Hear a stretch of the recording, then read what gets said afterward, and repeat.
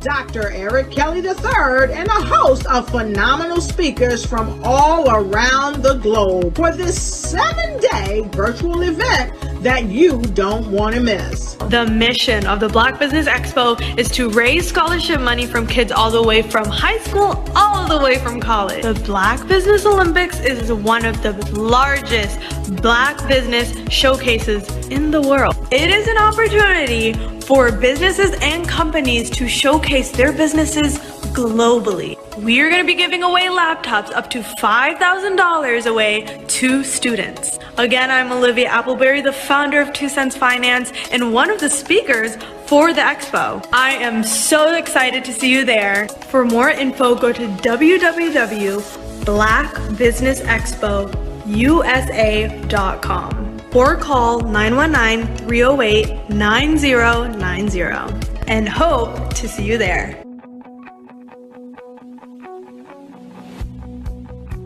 I am Black Business. From the moment I wake until the time I sleep. Yes, I am Black Business. I am Black Business.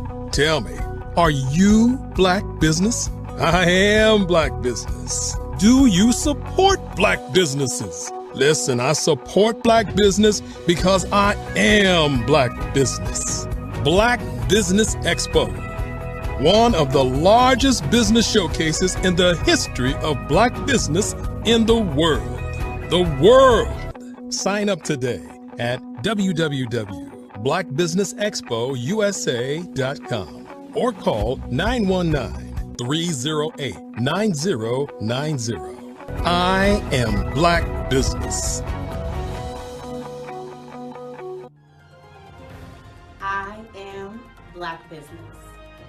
From the moment I wake until the time I sleep, I am Black Business. I am Black Business. Are you Black Business? I am Black Business. Do you support Black businesses? I support Black business because I am Black business. Black Business Expo, one of the largest business showcases in the history of Black America in North Carolina. Sign up today at www.blackbusinessexpousa.com or call 919-380-9090. I am Black Business. I am Black Business. From the moment I wake until the time I sleep, I am Black Business. I am Black Business. Are you Black Business? I am Black Business. Do you support Black businesses? I support Black business because I am Black business. Black Business Expo, one of the largest business showcases in the history of Black America in North Carolina. Sign up today at www.blackbusinessexpousa.com or call 919-380-9090. I am Black Business. I am Black Business. From the moment I wake until the time I sleep, I am Black business. I am Black business. Are you Black business? I am Black business. Do you support Black businesses? I support Black business because I am Black business. Black Business Expo, one of the largest business showcases in the history of Black America in North Carolina. Sign up today at www.blackbusinessexpousa.com or call 919-380-9090. I am Black business. I am Black business.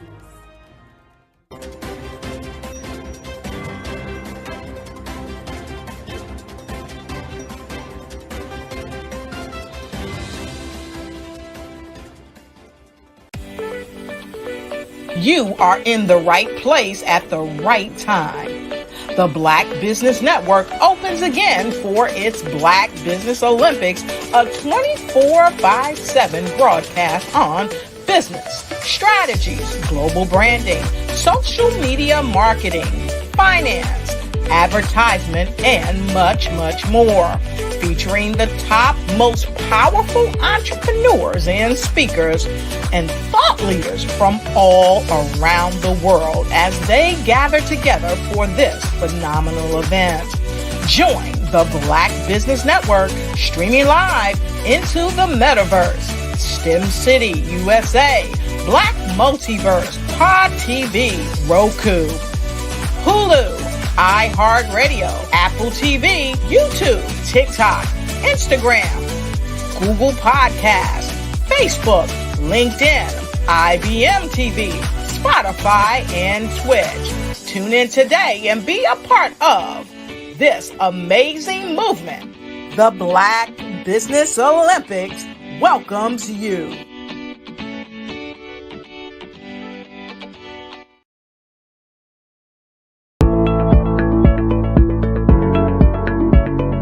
Prepare for what's coming and dominate in economic winter. Stand strong and thrive by showcasing your great products and services globally through the Black Business Network and Black Business Olympics. The Black Business Network has showcased over 2,000 companies with over $7 billion in sales each year. Over 10 million attendees have viewed the rebroadcast each month. Through the Black Business Olympics, unique styles of business training and mentoring are turning students into business owners and entrepreneurial warriors who will dominate in any economy. Gain the ultimate advantage of the Black Business Olympics, 7 days of unbelievable topics and speakers speaking around the globe. Donate your time and experience to provide expertise and scholarships to students worldwide and change the world. Now, more than ever, new insights, tools, strategies, and capabilities are needed. This is your chance for a major presentation to the world. Fill out the form and join the more than 2,000 speakers who have presented to over 200 countries. Join the Black Business Network streaming live into the metaverse, STEM City, Black Multiverse Enterprises, Hulu, Amazon, YouTube, iHeartRadio, Apple, Facebook, LinkedIn, Pod TV, IBM TV, Spotify, and Google Podcasts. Sign up today. Spaces are limited, and we will see you there.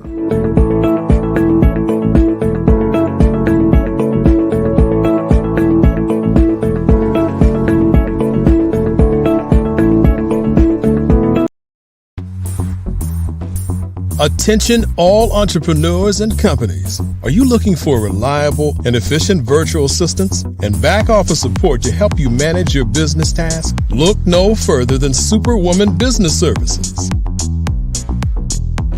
Our team of virtual assistants provides a full range of administrative support services, including operations management, social media marketing, and much more.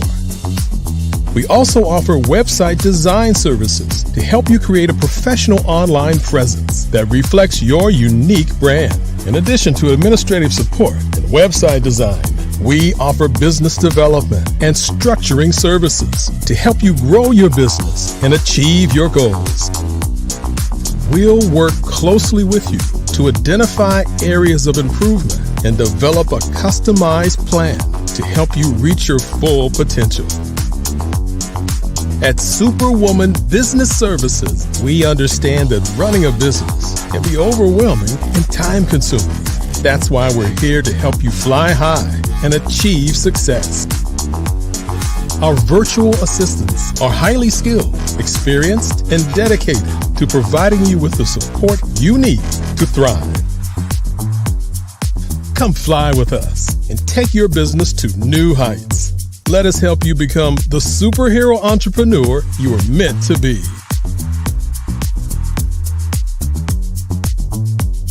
Contact Superwoman Business Services today to learn more about our back office support services.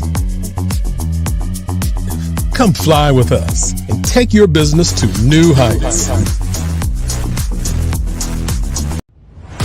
Social media is evolving. It's more vibrant, more colorful, more energetic, and so are you. It's not just photos anymore. It's video, it's audio, it's subscriptions. And now there's Fanbase, a new monetized social network. Fanbase delivers the complete native app experience with full content monetization for every user. No algorithms that shadow ban your engagement or growth, and no ads. Follow anyone for free and subscribe directly to your favorite creators for $4.99 a month. Plus, show some love by tipping on any post. Also, make a Fanbase page and monetize your content the same way. Finally, connect with your followers by posting the amazing content you already create. And now, get paid for it. It's time to energize and monetize. Because everyone's a fan of something, and everyone has a fan base.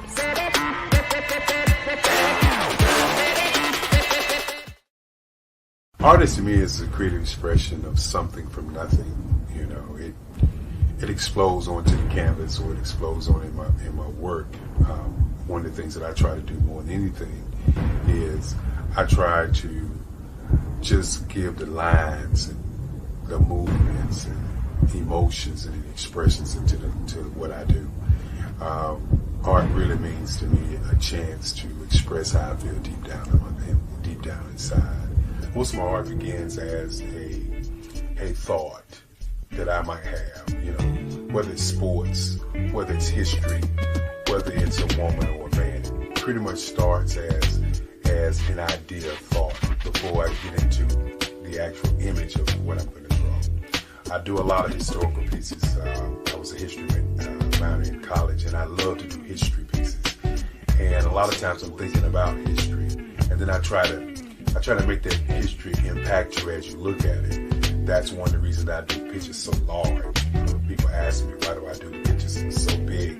And I tell them, I want the piece to impact them as they're looking at it, to kind of dominate them, dominate their space. And most of my pieces I try to do off page. I don't try to do anything that's going to be in those four corners or in a square. And I want your imagination to be a part of the piece that you're looking at.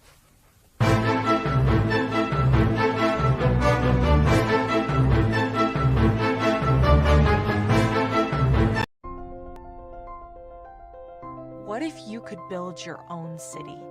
A place where every child can find nurturing people to help them achieve their full potential. A place where every adult can access job training support. Where health education is abundant.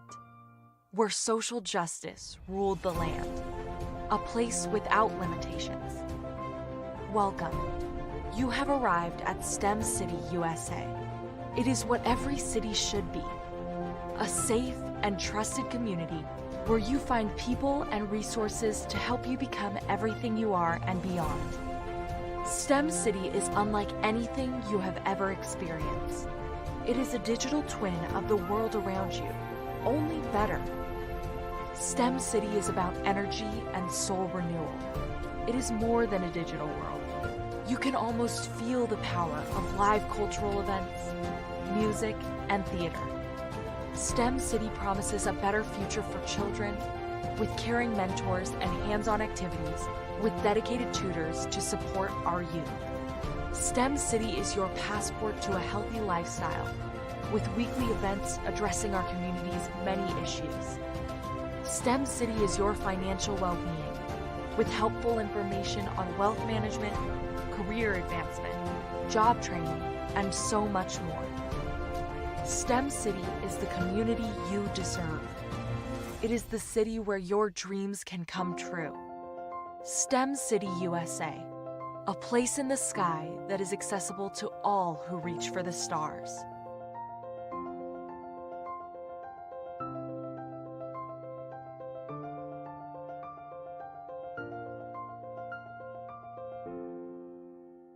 Sometimes you got to hear the news from the Black perspective, and more specifically, Black publishers. And that's exactly why you have to download the Hey Tie app, the largest mobile app delivering breaking news, videos, and podcasts from 200 of your favorite Black publishers. Yes, 200 Black publishers delivering news as it happens, literally all in one app. Go to HAYTI.com or download the app in the Google Play Store or Apple App Store. It's completely free, along with information that you can trust, so go check them out.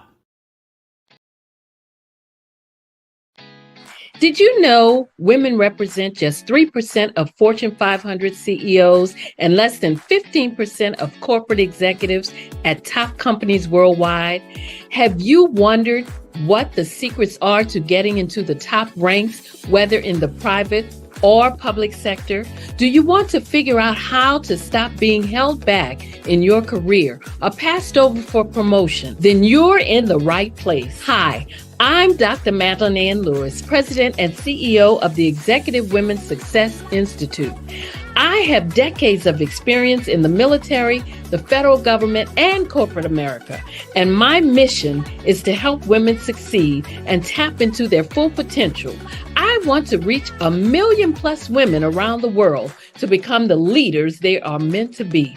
So if you want to move into a management or executive level position, or maybe you are a female veteran transitioning out of the military into business entrepreneurship, then reach out to the Executive Women's Success Institute at 301-693-3284. Let us get you on the fast track to success.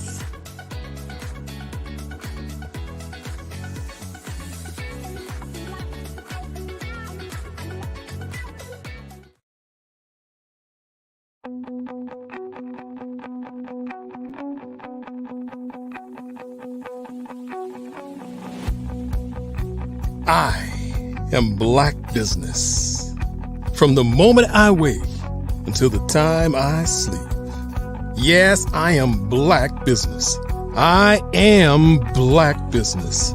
Tell me, are you Black Business? I am Black Business. Do you support Black businesses? Listen, I support Black business because I am Black Business. Black Business Expo, one of the largest business showcases in the history of Black business in the world. The world!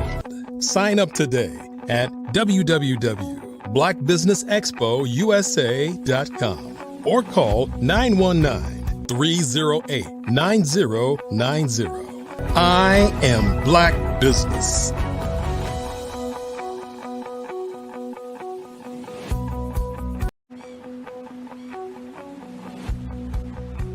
I am Black Business. From the moment I wake until the time I sleep. Yes, I am Black Business. I am Black Business. Tell me, are you Black Business? I am Black Business. Do you support Black businesses? Listen, I support Black business because I am Black Business. Black Business Expo, one of the largest business showcases in the history of Black business in the world.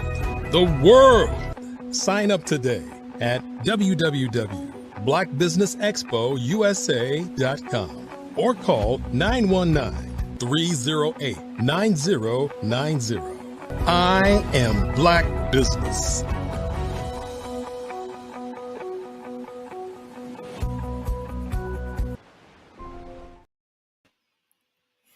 Good morning, business owners, entrepreneurs, thought leaders, and corporations, and welcome to the Black Business Network. My name is Dr. Enolia Foti, and I am the CEO of Enolia LLC, Director of Operations for Vision Afrique Development, co-founder of Easy Step Group Management Consulting, and CEO of Expressions of Humanity Foundation. I am your business moderator for this morning, coming to you from Luanda, the capital of Angola, Africa, on the Black Business Network. The Black Business Network is a 24-hour business network showcasing Black businesses, Black owners, entrepreneurs, and thought leaders worldwide. We have speakers from Carolina, London, Singapore, Kenya, Burundi, Japan, and cities all over the United States. The Black Business Network is a global community sharing its business knowledge to empower, inspire, and educate businesses about businesses. And our first speaker this morning is actually myself, Dr. Enolia Foti, and I will read you my bio. Dr. Enolia Foti, myself, is a globally acclaimed figure, celebrated as an award-winning international keynote speaker and author, a driving force as a global influencer, social entrepreneur, and a multi-award-winning life business coach. Her commitment to youth advocacy has earned her prestigious titles, including International Peace Ambassador from the United Nations, Ambassador for Human Rights by the World Assembly for Peace, and Recognition for Human Rights and Ambassador from the International Interdisciplinary Innovation Center of Life, Alliance of the People of the World. Further highlighting her accomplishments, Dr. Enolia Foti received a doctorate in international peace from the World Federation for Development, Freedom, and Peace, an institution officially registered at the United Nations. Her extensive list of roles include let me just speak to you. At this time, since I am the next speaker, instead of introducing just a formal me, let's get started. I am so glad to be here.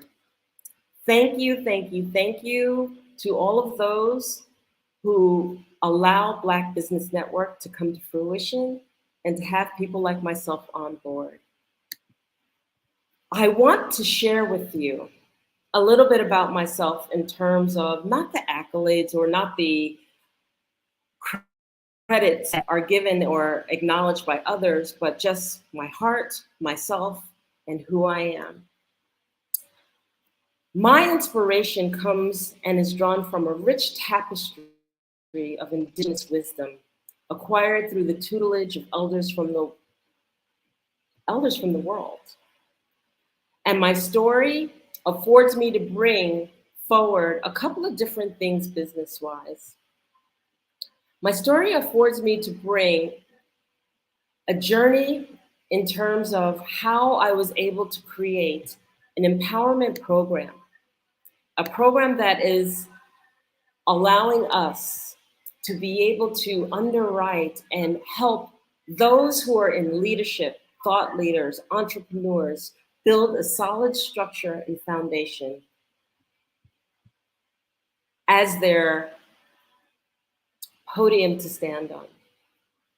So let me explain further. I'm going to talk to you a little bit about the works of Enolia LLC. I was that person in corporate America that was basically aspiring to climb to the top. And working with infrastructure, information technology as infrastructure, I was really, really excited to get started in my work. And so that ambitious young professional, aspiring to climb. I wanted to climb, and I saw myself as CEO of a major Fortune 500 company. I wanted it all. I wanted the professional work, I wanted the professional acknowledgement, and I wanted to contribute to that world. And in going through the iterations of climbing the corporate ladder, about halfway through my career, that's when it hit me that it wasn't all pretty, that there was work to be done, there was navigation to do, there was insight and understanding to be able to navigate through certain very, very challenging situations.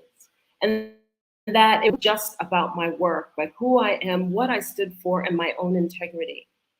I found myself questioning a lot of things. I found myself actually questioning the leadership that was actually guiding me. Everybody is human. Everybody brings to the table their differences and their differences of opinion.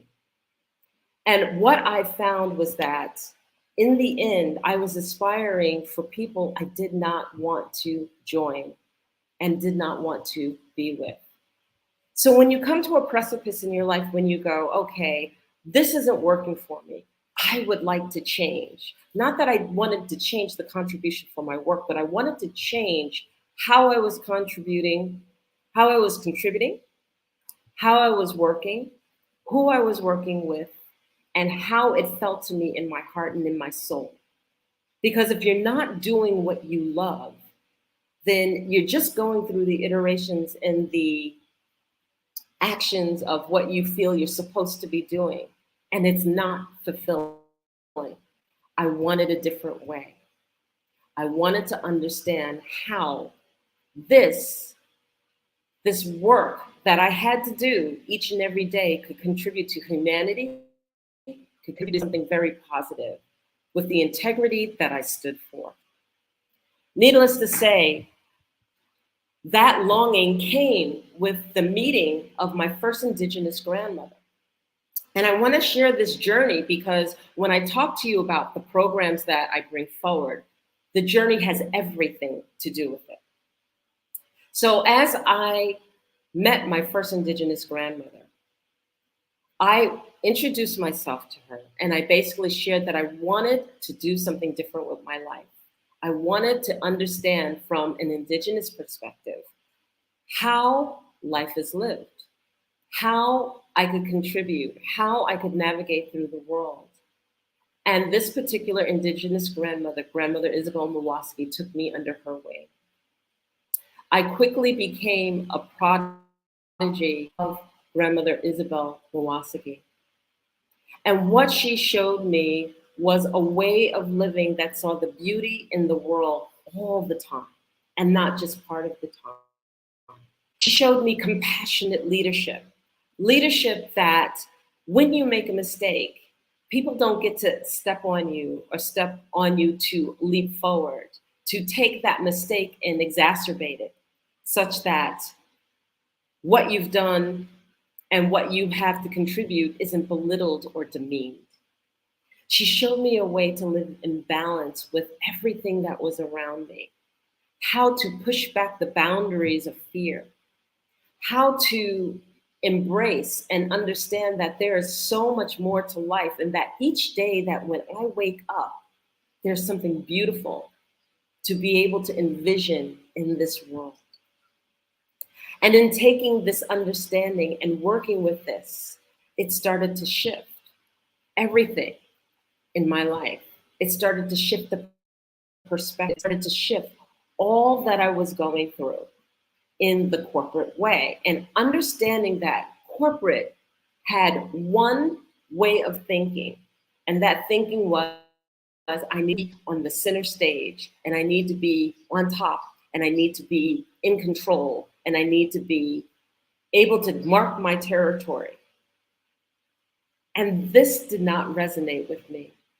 It did not bring that balance that I wanted to bring in terms of growing, in terms of working, and in terms of expressing myself and standing in my truth.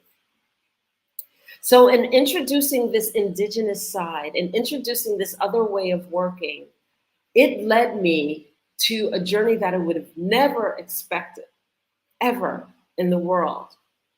I ended up leaving corporate.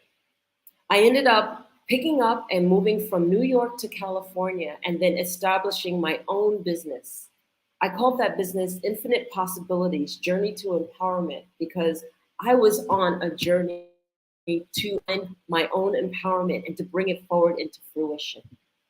How many of us are in that midlife, in the middle of our careers, and then we realize that we want to do something different, but we just don't know how to transition? So for me, this was it. I was going to make this transition and I was going to make it work for me.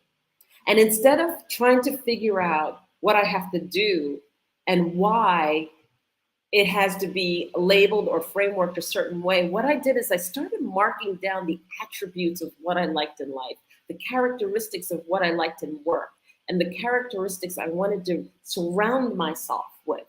Notice I said characteristics and I did not say work or the work title. I didn't run around going, I'm going to be X or I'm going to be Y, because those are labels that are given, and it's like fitting a circle into a square peg. The square peg is already defined, and I'm this circle trying to fit into it. No, I wanted to create that which made me happy. And so when I created Infinite Possibilities, Journey to Empowerment, and I afforded myself the opportunity to embrace all that was meaningful to myself. So I knew the loves that I had of interacting with people. I knew the loves that I had in terms of allowing people to grow, to help them navigate through the problems and issues and surroundings that they had, and to understand that we already possess everything that we need in order to grow. And that realization, that piece right there, was the piece that shifted everything for me. We constantly, as individuals, look outside of ourselves to satisfy the things. Including myself, I was looking at first outside saying, okay, I needed to improve myself this way. I needed to improve myself that way. This wasn't enough, that wasn't enough.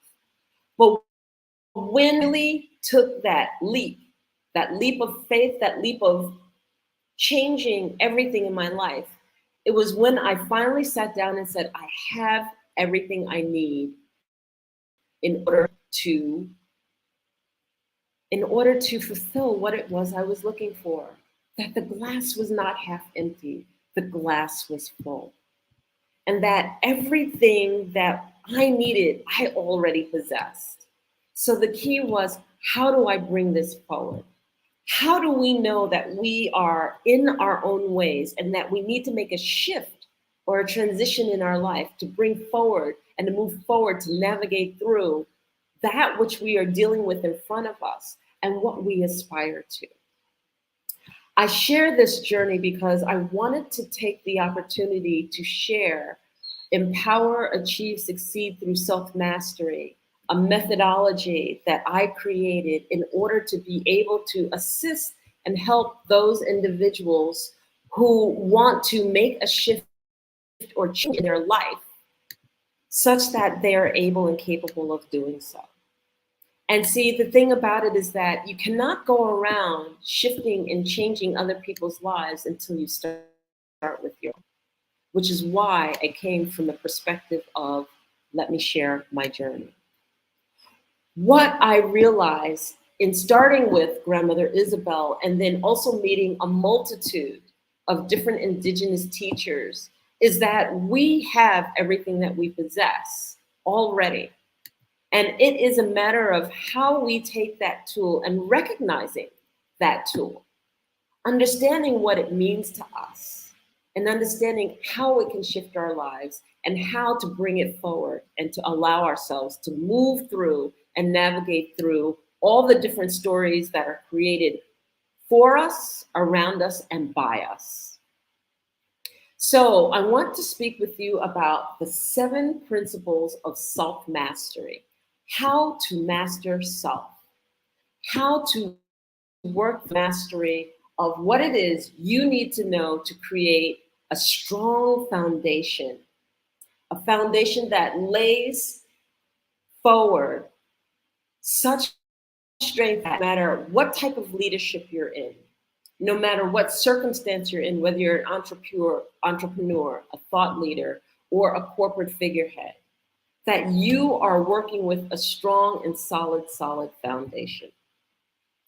The 7 principles of self-mastery are basically the foundation that when we grow as human beings and we face the traumas and we face the limitations and we face the cultural biases and we face that which we feel stifle us, teaches us how to navigate through those issues, how to navigate through and help you to discover and go inside within to truly understand who you believe you are by observing. Using the 7 principles, you find that you actually find out who you're not. You realize through observing your own mind and your stories and what you tell yourself, how to let go of false identities. Many of us are trying to measure up to what people perceive us to be. And it's not about the perception, it's about standing in our truth. One of the key things is that through observing, you learn to be more conscious of your life because we walk through life unconsciously. It's akin to walking with your shoes on. When your shoes are on, you don't worry about what the ground is. You don't worry about whether you're walking through grass, whether you're walking through asphalt, whether you're walking through rocky terrain. You don't worry about any of that stuff because you have that layer, that thickness beneath your feet that protects it or perceived protects it. And therefore, you walk unconsciously. You don't have to think about your feet, so you're thinking about everything else. But the moment that you take your shoes off, the moment that you allow your foot to actually hit the earth, all of a sudden you're conscious of every step. You're stepping and you're watching every step. You're looking for the pebbles, the things that might hurt your feet. You're looking forward to the things that feel soft and comfortable and that make and bring that happiness to you. Well, life is the same way. A lot of us are walking through life unconsciously.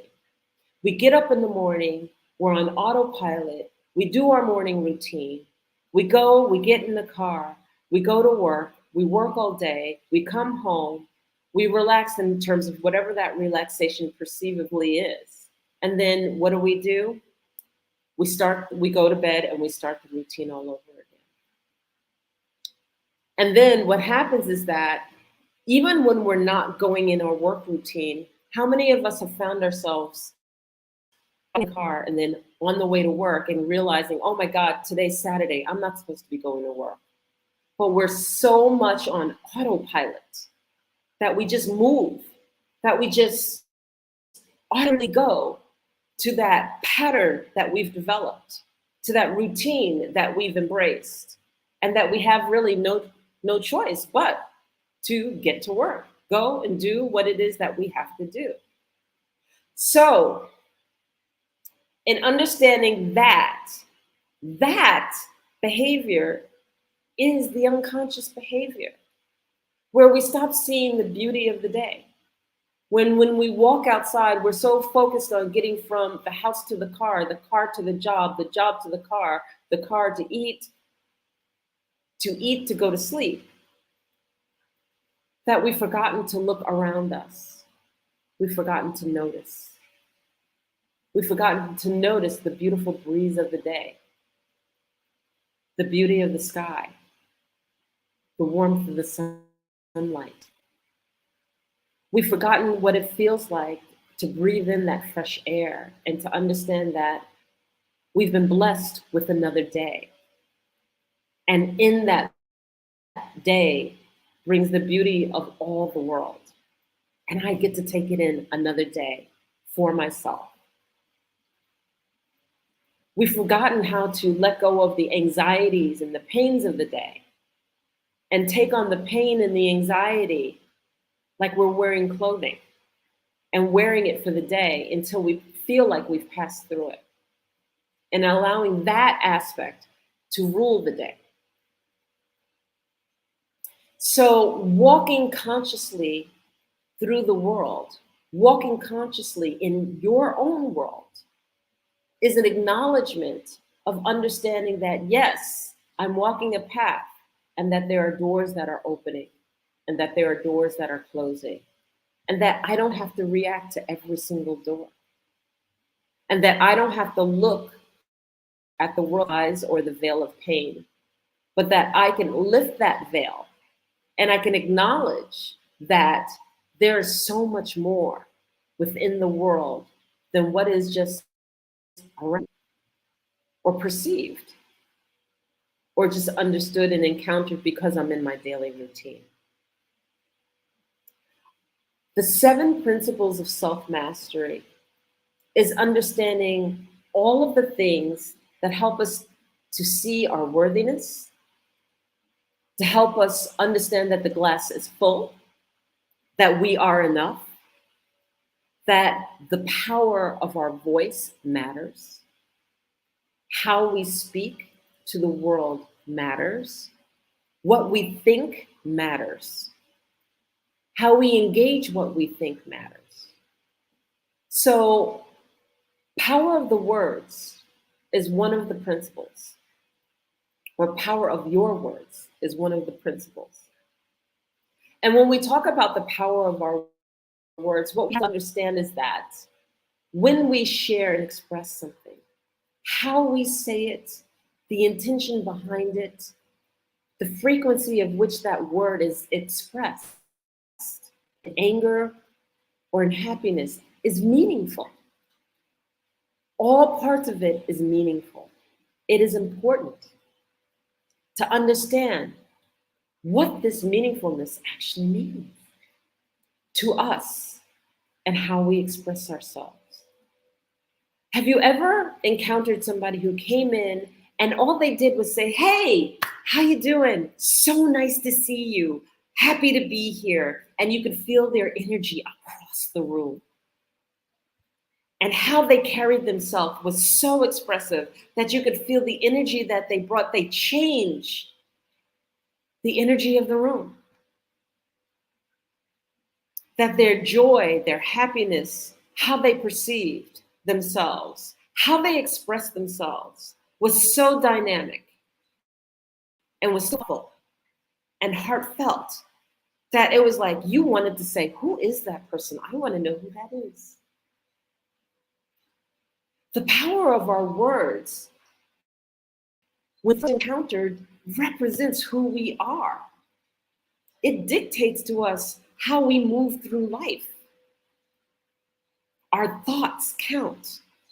And so if we are a glass half empty kind of person, those thoughts count. And when we are a glass half full person, those thoughts count. Meaning that positive thinking brings positive attributes to the whole being. It brings it to us physically. It brings it to us mentally. It brings it to us as we navigate through this world. The power of our words. And then the next principle I'd like to share is about redefining fear and how we look at fear. Look at fear has to have a definition. Let's define fear first. Fear, from my perspective and how I like to define, is the fact that if we are in a circle and we are the core or the center of that circle, and the circle's edges were the boundaries by which we like to operate in. Fear is when I go beyond the boundaries of my comfort zone.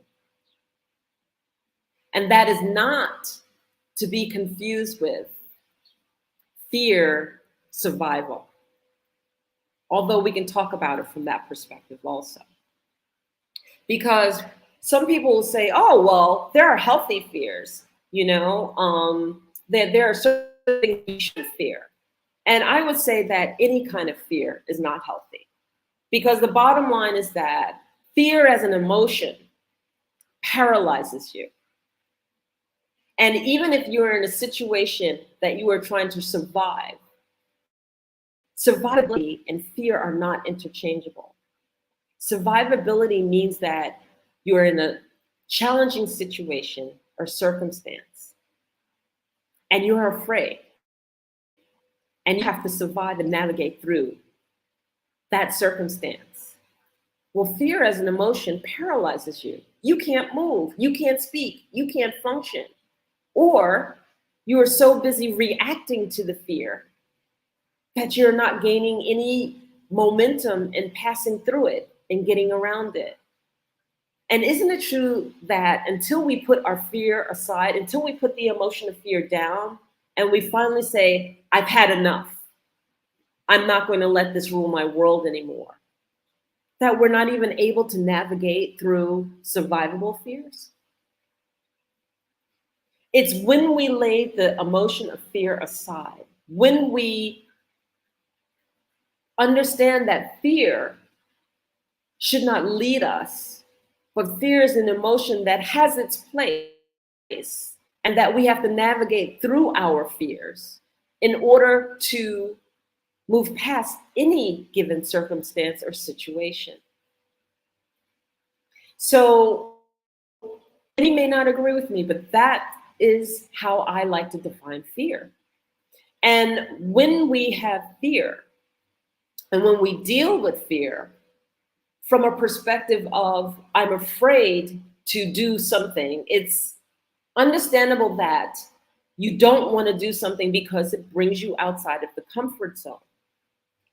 And so if it's a choice that you don't want to do something, it doesn't necessarily have to be, I'm fearful of it, but I choose not to do it. It takes me out of my comfort zone. I acknowledge it. I see it. That might be nice for others, but it's not necessarily my cup of tea.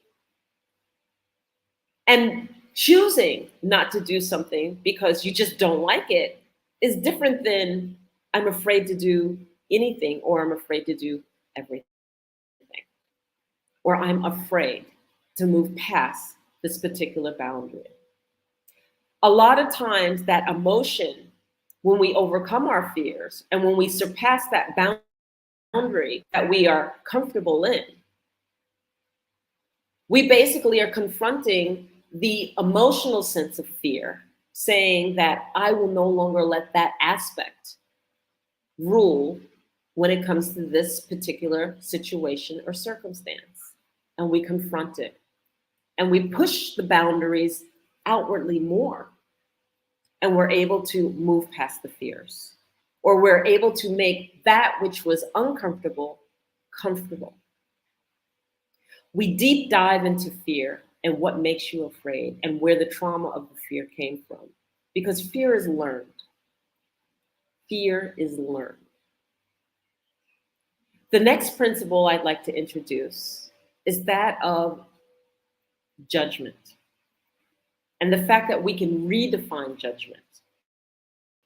Judgment is an aspect that we go through. We project it, we receive it, and how we choose to receive it dictates whether we give our way to it or not. You see, everyone has a thought or a process by which they like to say, I like that, I don't like that. I like this, I don't like this. And that's standard for everyone. But when we give away our power is when we take on somebody else's projection of judgment and we make it our truth. And we make it our truth as if it has always been our truth, and you know good and well it wasn't. So if I were to say, I don't like something about you, and you go, oh my goodness, she doesn't like this about me, I have to change it. As soon as you say, I have to change it based on an emotional response, you've already given away your power to me.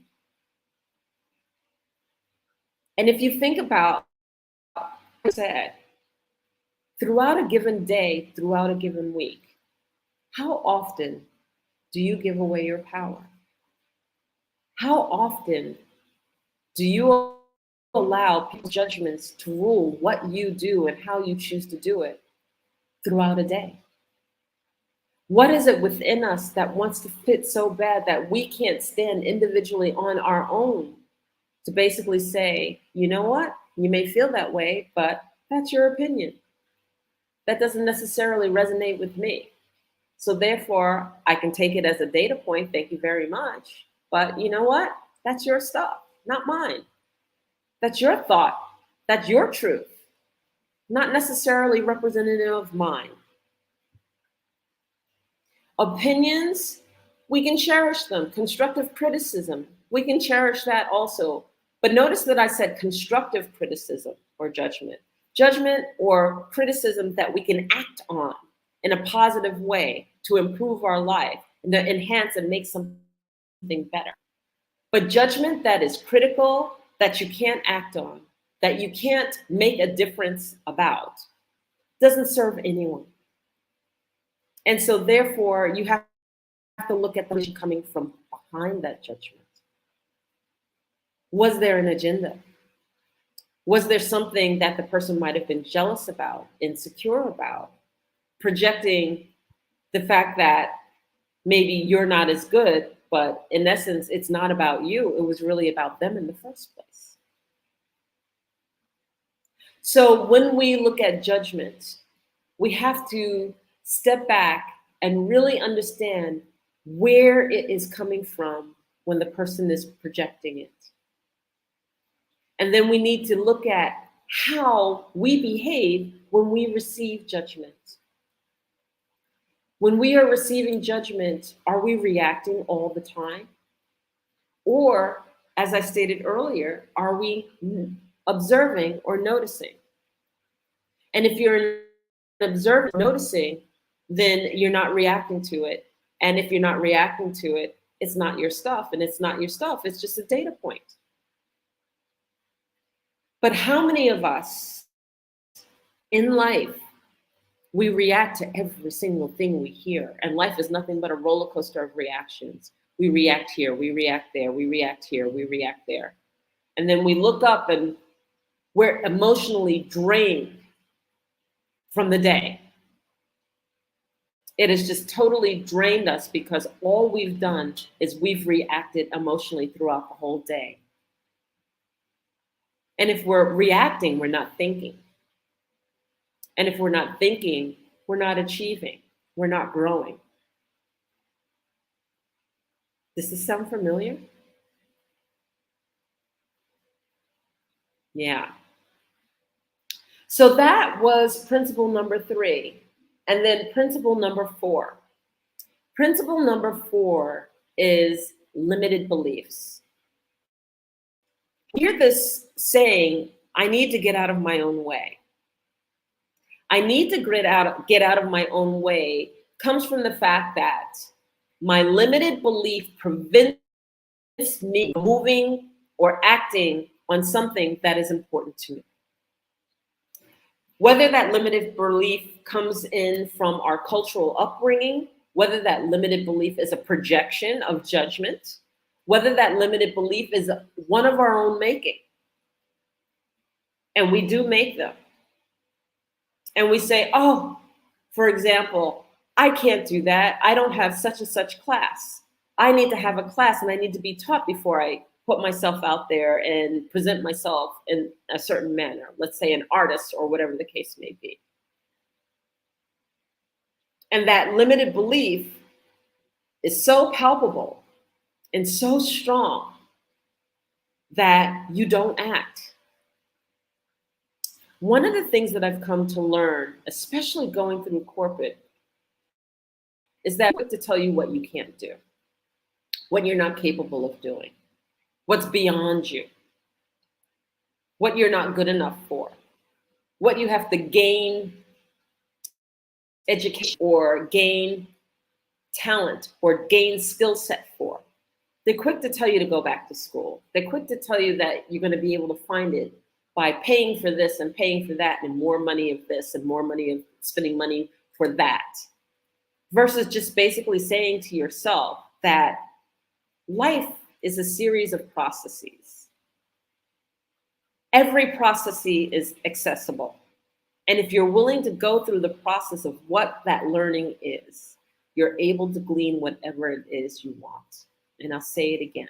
If you're willing to extend yourself to go through the process of what it is that you want, then you're able to grow, to innovate, to dream, to create whatever it is that you want. Our limited beliefs are basically that which holds us back. And in all honesty, nobody was born on this earth to play small. So why do we? Why do we play small? Why do we use excuses after excuses after excuses of what we can't do, what we're not capable of doing, or haven't figured out to do? Well, I don't know that information. That's too much to figure it out. And I don't really want to go through all of the work to figure it out. So I just guess I can't do it right now. I'll just wait till somebody else can tell me how to do it. We need to be able to motivate and inspire ourselves to put in the work, to do what it takes, and then to lift the limiting belief. We need to be able to trust ourselves and to understand that we bring so much more to the world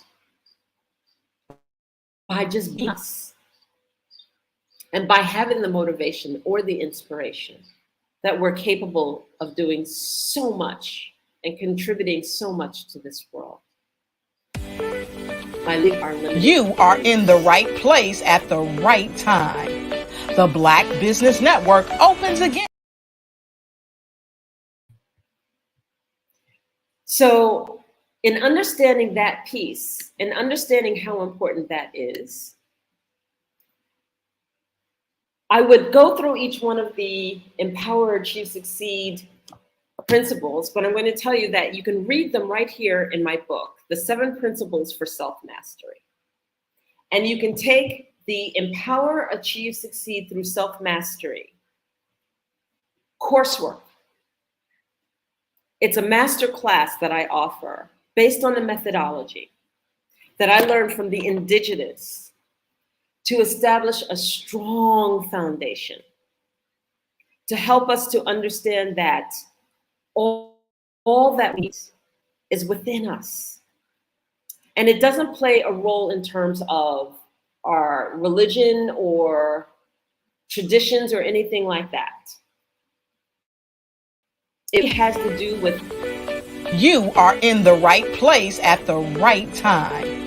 The Black Business Network opens again for its Black Business Olympics, a 24/7 broadcast on business, strategies, global branding, social media marketing, finance, advertisement, and much more. Featuring the top, most powerful entrepreneurs and speakers and thought leaders from all around the world as they gather together for this phenomenal event. Join the Black Business Network streaming live into the metaverse, STEM City USA, Black Multiverse, Pod TV, Roku, Hulu, iHeartRadio, Apple TV, YouTube, TikTok, Instagram, Google Podcasts, Facebook, LinkedIn, IBM TV, Spotify, and Twitch. Tune in today and be a part of this amazing movement. The Black Business Olympics welcomes you.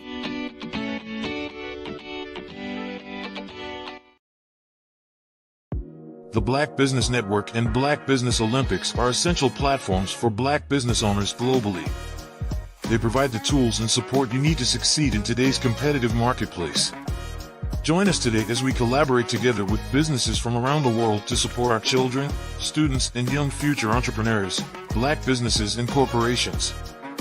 We raise funds for students going to college and young entrepreneurs who are aspiring to be business owners, and we invite you to be a contributor today. Visit the website www.blackbusinessexpousa.com to connect with and learn more about how the Black Business Network and Black Business Olympics can help you not only share your amazing business story to businesses, but also serve future generations. Hello, my name is David Jones, CEO and co-founder of the Hello LLC, where we help businesses build a culture, brand an experience, and leverage technology to pivot into Web3. Join the Black Business Network streaming live into Roku, Metaverse, STEM City, Black Multiverse Enterprises, Hulu, YouTube, iHeartRadio, Apple, Facebook, LinkedIn, Spotify, Twitch, and Google Podcasts. Tune in, turn on, and let's thrive.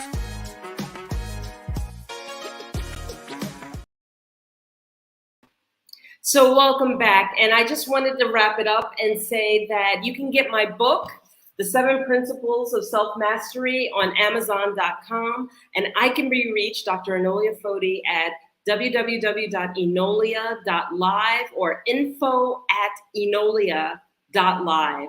And I'll look for you there. So thank you, and genius is coming, and I'll see you on the other side.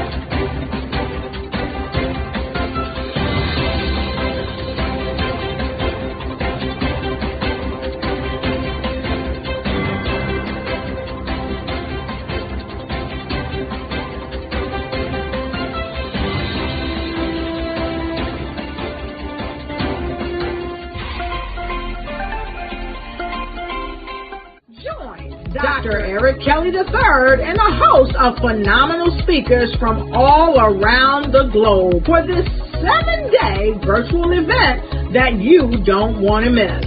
The mission of the Black Business Expo is to raise scholarship money from kids all the way from high school, all the way from college. The Black Business Olympics is one of the largest Black business showcases in the world. It is an opportunity for businesses and companies to showcase their businesses globally. We are going to be giving away laptops up to $5,000 away to students.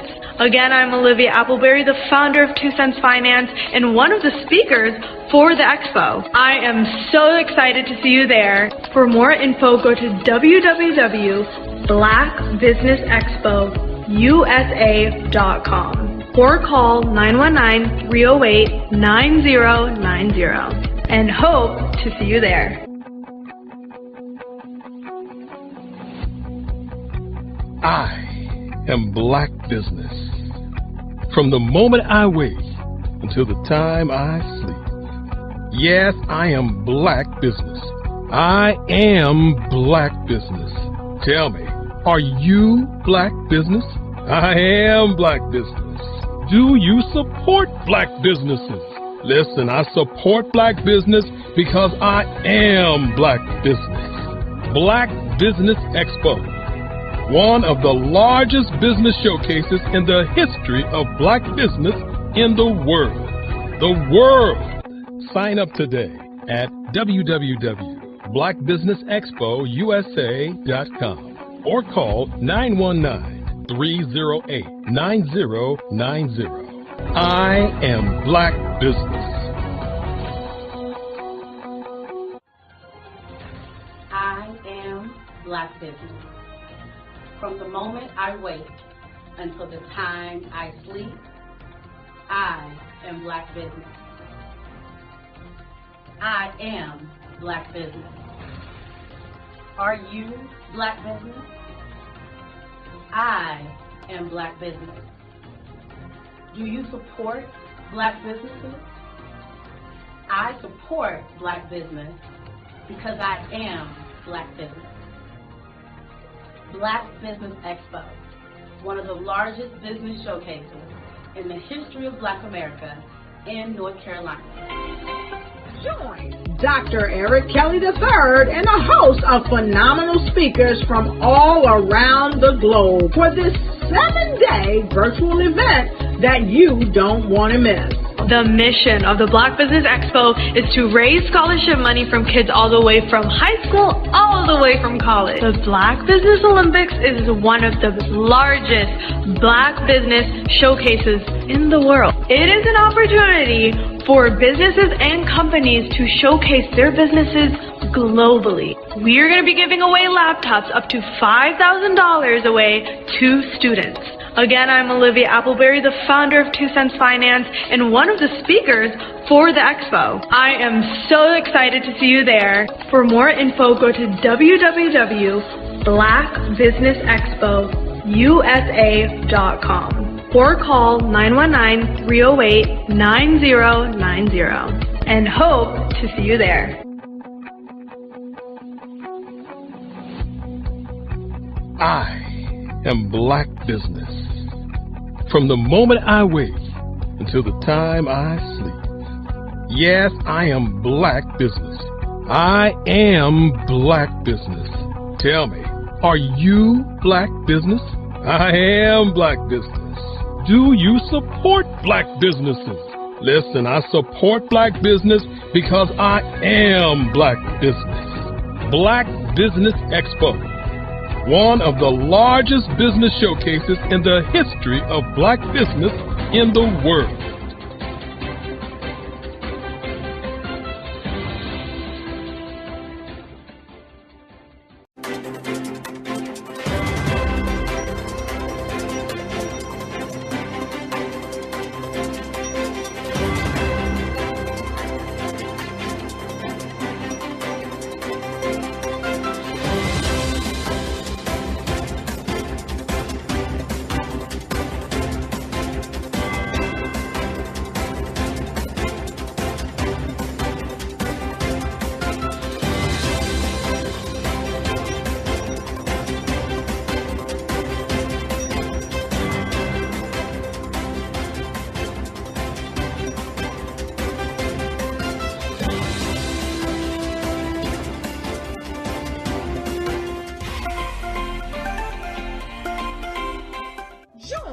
Dr. Eric Kelly III and a host of phenomenal speakers from all around the globe for this 7-day virtual event that you don't want to miss. The mission of the Black Business Expo is to raise scholarship money from kids all the way from high school, all the way from college. The Black Business Olympics is one of the largest Black business showcases in the world. It is an opportunity for businesses and companies to showcase their businesses globally. We are going to be giving away laptops up to $5,000 away to students. Again, I'm Olivia Appleberry, the founder of 2 Cents Finance and one of the speakers for the expo. I am so excited to see you there. For more info, go to www.blackbusinessexpousa.com or call 919-308-9090 and hope to see you there. I am Black Business. From the moment I wake until the time I sleep. Yes, I am Black Business. I am Black Business. Tell me, are you Black Business? I am Black Business. Do you support Black businesses? Listen, I support Black business because I am Black Business. Black Business Expo, one of the largest business showcases in the history of Black business in the world. The world. Sign up today at www.blackbusinessexpousa.com or call 919-308-9090. I am Black Business. I am Black Business. From the moment I wake until the time I sleep, I am Black Business. I am Black Business. Are you Black business? I am Black business. Do you support Black businesses? I support Black business because I am Black business. Black Business Expo, one of the largest business showcases in the history of Black America in North Carolina. Sign up today at www.blackbusinessexpousa.com or call 919-380-9090. I am Black business. I am Black business. From the moment I wake until the time I sleep, I am Black business. I am Black business. Are you Black business? I am Black business. Do you support Black businesses? I support Black business because I am Black business. Black Business Expo, one of the largest business showcases in the history of Black America in North Carolina. Sign up today at www.blackbusinessexpousa.com or call 919-380-9090. I am Black business. I am Black business. From the moment I wake until the time I sleep, I am Black business. I am Black business. Are you Black business? I am Black business. Do you support Black businesses? I support Black business because I am Black business. Black Business Expo, one of the largest business showcases in the history of Black America in North Carolina. Sign up today at www.blackbusinessexpousa.com or call 919-380-9090. I am Black business. I am Black business.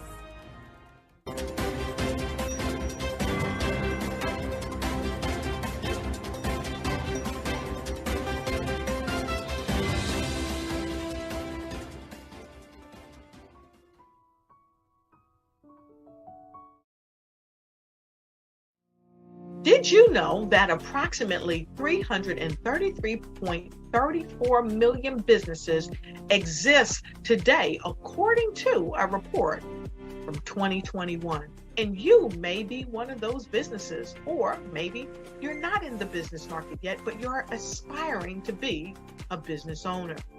Well, guess what? You're in the right place at the right time. Because let's face it, everything is about timing and opportunity. Hi, my name is Dr. Lotus Richey, and I'm the CEO and founder of the Lotus Richey Coaching and Consulting LLC, along with the Lotus Richey Ignite Show. 15 minutes of success with Dr. Lotus Richey, as well as books to boom your business and bring who you are. And today, I want to bring this amazing message to you about the Black Business Network and the Black Business Olympics. See, the Black Business Network and the Black Business Olympics is designed to help people just like you, that's right, that look like me, to take their business to the next level. Not just in your front yard or your backyard, but globally. The Black Business Network and Black Business Olympics is designed not to just help you survive, but to help you thrive. So join us today as we come together with businesses all around the world to support our students, our children, our young teens, our young entrepreneurs. What we do is we come together to help raise funds for students who are aspiring to be business entrepreneurs, who are aspiring and who are thriving in college. We endow them with a wonderful opportunity to gain scholarship of either a laptop or several thousands of dollars. And we invite you to help be a contributor to this amazing opportunity to help someone that looks just like you. So join us today at our website and let us connect with you and help you ignite and take flight in every area of your life on the Black Business Network and the Black Business Olympics. I'll see you on the other side.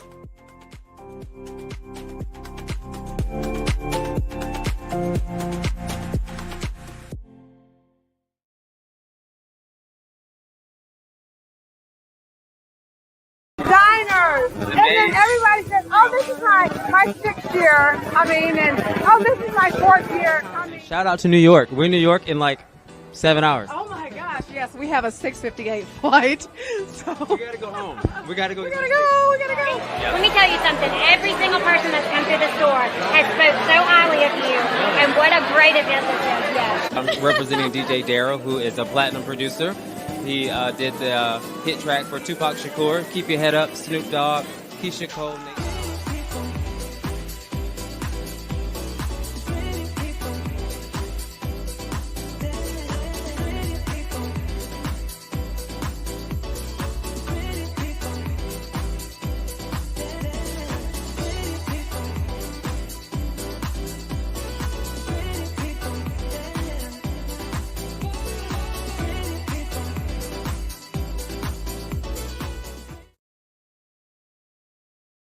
Hey, it's your girl Colette V. Smith. The V is for victory. My mama would tell you the V is for Veronica, but it's Colette V. Smith, the NFL's first African-American woman to coach in the history of the National Football League by way of being the first female in 2017 to coach in New York Jets franchise history. Today, I'm the founder of Believe in You Incorporated. Believe in You Incorporated.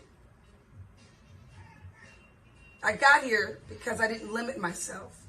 I started thinking freely, living life freely. Don't limit yourself. Unleash your power, the power that God created you to be and to have. I got here because I didn't just follow a path. I created my own. You can do the same thing. You know why I know this? Because genius is common. I'm Kennedy Harris. My genius is being an entrepreneur. I'm the CEO of K-Lock, a company where I develop my very own line of kids supplements. I currently market my multivitamin for kids to help combat weak immunity. During the pandemic, research has shown that having a strong immune system is key to fighting off disease. My vitamins are for kids, but adults can benefit from them as well. I'm adding a proprietary blend to my supplement line. I want to create my own blend so that I have a competitive edge in the marketplace. Staying healthy is important to me so that we live longer and have healthier lives. My website is klockproducts.com. That is K-L-O-C-K. Genius is common.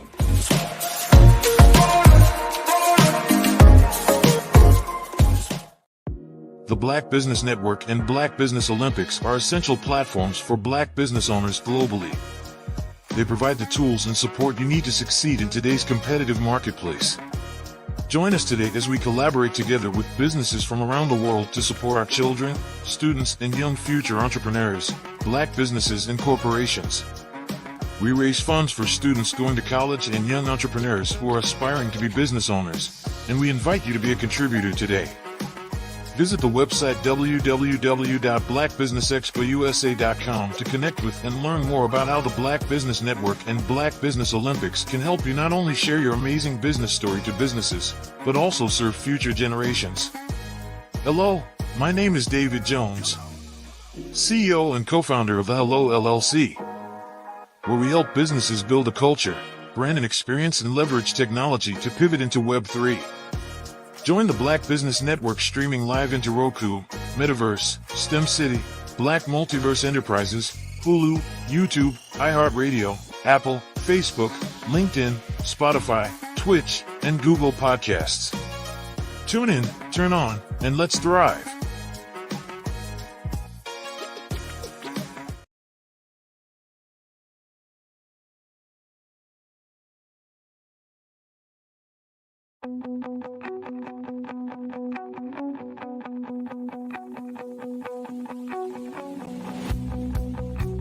I am Black Business.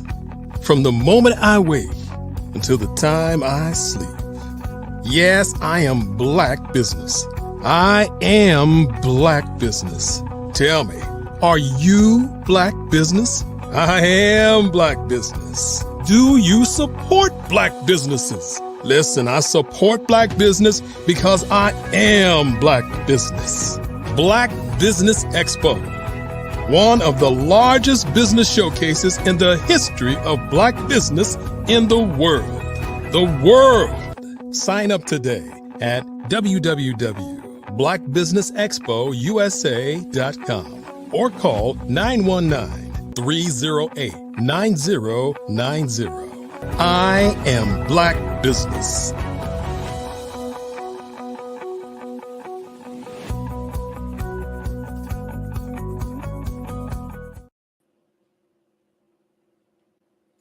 Good afternoon, business owners, entrepreneurs, thought leaders, and corporations. Welcome to the Black Business Network. My name is Dr. Tabitha Russell. I am your business moderator for this afternoon on the Black Business Network. The Black Business Network is a 24-hour business network showcasing Black businesses, business owners, entrepreneurs, and thought leaders worldwide. We have speakers from North Carolina, London, Singapore, Africa, Japan, and cities all over the United States. The Black Business Network is a global community sharing its business knowledge to empower, inspire, and educate businesses about business. Our speaker on today is Coach Kim Williams. She is an international leadership strategist and thought leader coach. As a coach, she develops you and your staff so that you can enhance your retention rate. A lifelong student of the Kingdom of God's principle of business, that has coined her as an organization's heaven. She uses emotional intelligence and mission mapping to curate results that grossly increase your earnings. Her life passion is providentially analyzing and organizing your mission statement and processes to equip your company with the tools that keep you at the front of the line of your niche. I present to you Coach Kim Williams. It's so good to be here. How are you today? I am fantastic. Thank you so much for being here on today. Just know that genius is common, and I'll see you on the other side. And thank you, Dr. Tabitha Russell, for such an amazing introduction. As you heard, I am the phenomenal Coach Kimberly Williams.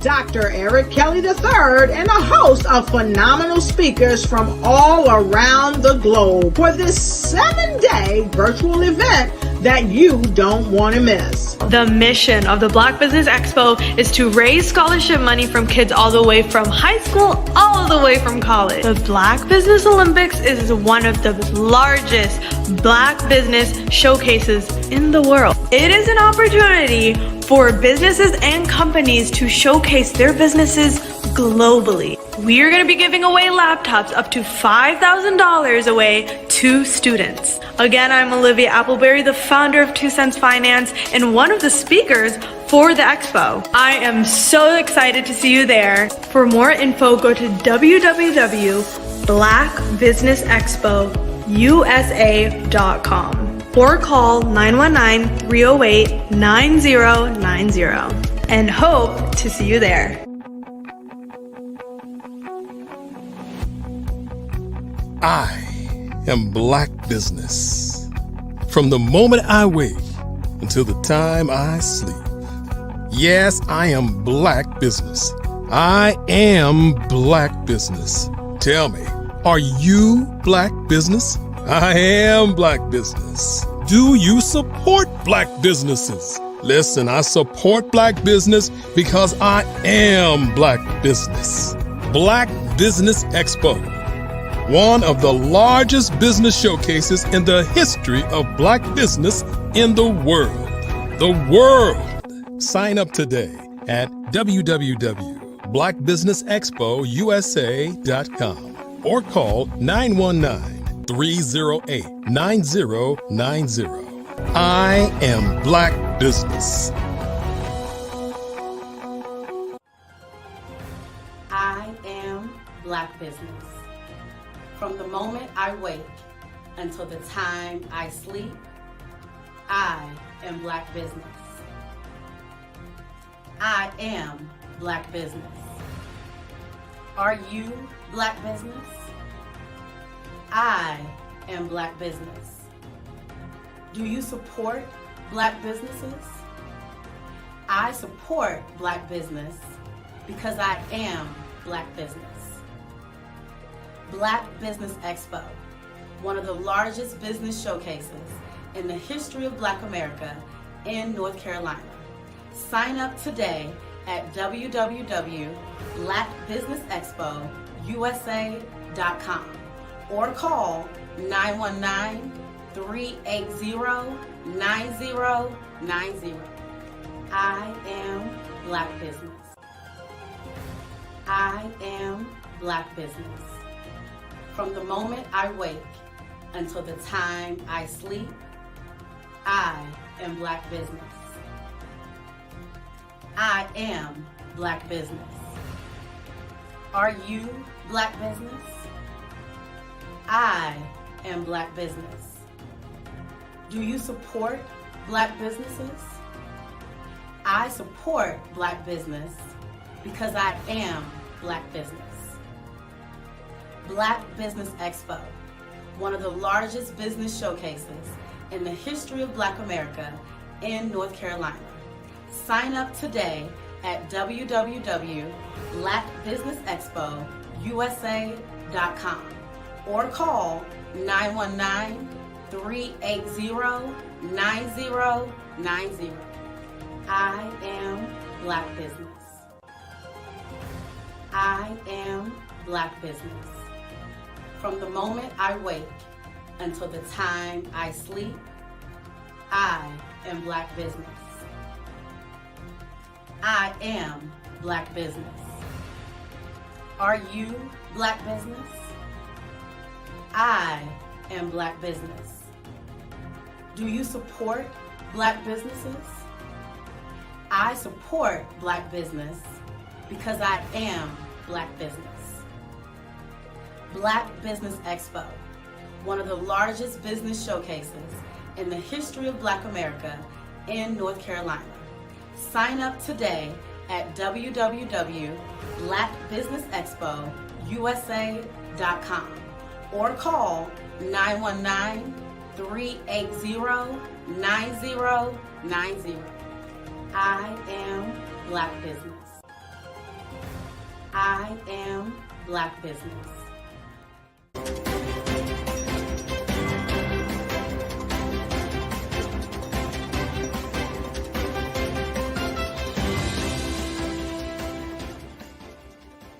Artist to me is a creative expression of something from nothing. You know, it explodes onto the canvas, or it explodes on in my work. One of the things that I try to do more than anything is I try to just give the lines and the movements and emotions and expressions into what I do. Art really means to me a chance to express how I feel deep down inside. Most of my art begins as a thought that I might have, you know, whether it's sports whether it's history, whether it's a woman or a man. It pretty much starts as an idea of thought before I get into the actual image of what I'm going to draw. I do a lot of historical pieces. I was a history minor in college, and I love to do history pieces. And a lot of times I'm thinking about history, and then I try to make that history impact you as you look at it. That's one of the reasons I do pictures so large. People ask me, why do I do pictures so big? And I tell them, I want the piece to impact them as they're looking at it. To kind of dominate them, dominate their space.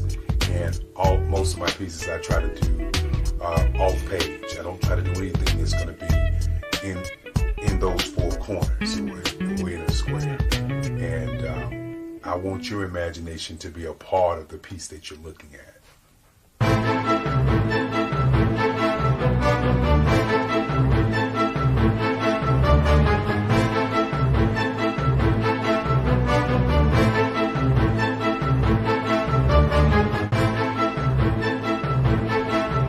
The way I feel when I'm drawing, when I'm creating something, is I feel free. I feel like there is an anticipation of something that's going to come. I try not to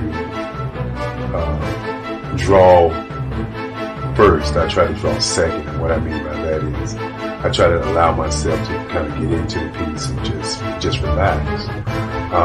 Sometimes I miss time. I'll draw 2-3 hours, sometimes 4 hours.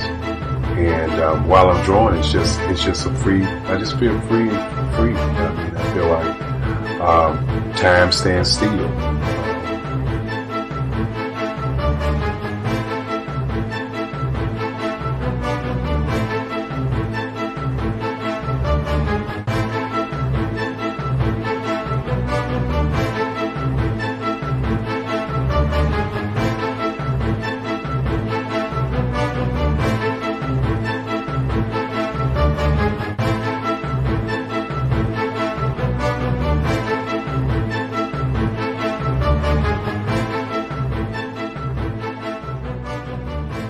That's what it's all about in terms of the lines and the colors of my work, is to get an expression, to go deeper and past just what you see on the surface, but to go and try to find an expression that everybody gets a different taste of what that expression is, whether it's anger or whether it's being happy or whether it's being, kind of calm or nonchalant.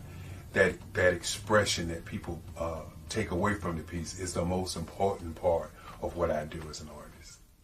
Bold is the size of my pieces, where I try to do the piece larger than life, kind of push forward toward you. That's what the boldness is all about. It's not so much about the lines, it's about the size.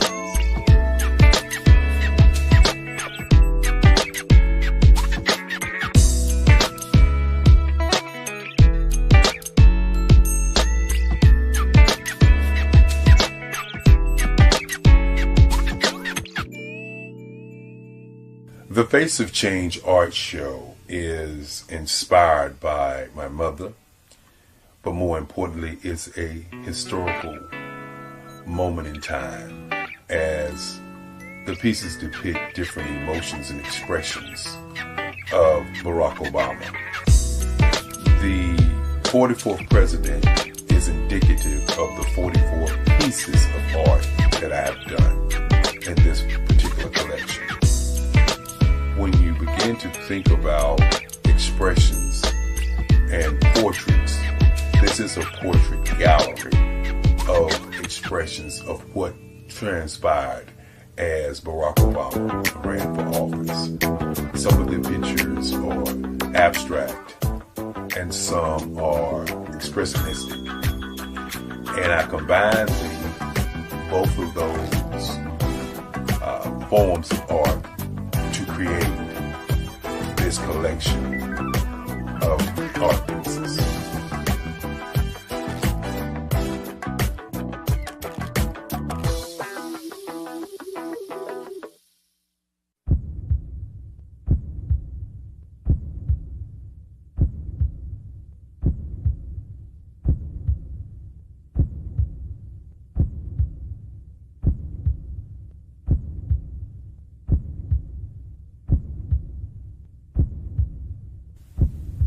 overcomer, brilliant, ambitious, motivated, awesome, Obama.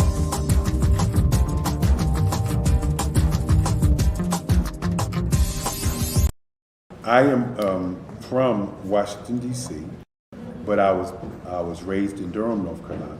I came to Durham when I was about 5 or 6, and then I traveled back and forth to D.C. because it's where my people are from. One of the unique things about my family is my mother, she's also an artist. She does quilting, and she does a lot of artistic things. And then my son, he draws with both hands, his right hand and his left hand, like I do. So that's kind of a family trait. And then my other son, he's a videographer, and my daughter, she works, she's a regional vice president for Sunglasses. When you start out drawing and sketching, you want to continue to explore, you know, each avenue. I do pastels, I do pen and ink, I do painting, I do acrylics. I haven't done oils yet, but I try to do all facets of art. What I say to a lot of times to people is, you know, you can't put yourself in a box when you're an artist. You have to explore. And over the course of my life, I've tried to explore different mediums. I also do sculpture as well. I choose my subjects by the intensity that they have in their faces, or the intensity that somebody is moving, because I do more than portrait drawings. I also do I do abstract, and then I do figurative drawing also. Well, what happened in this particular show is that I started out trying to come up with something that would be a little bit different than what everybody else is doing.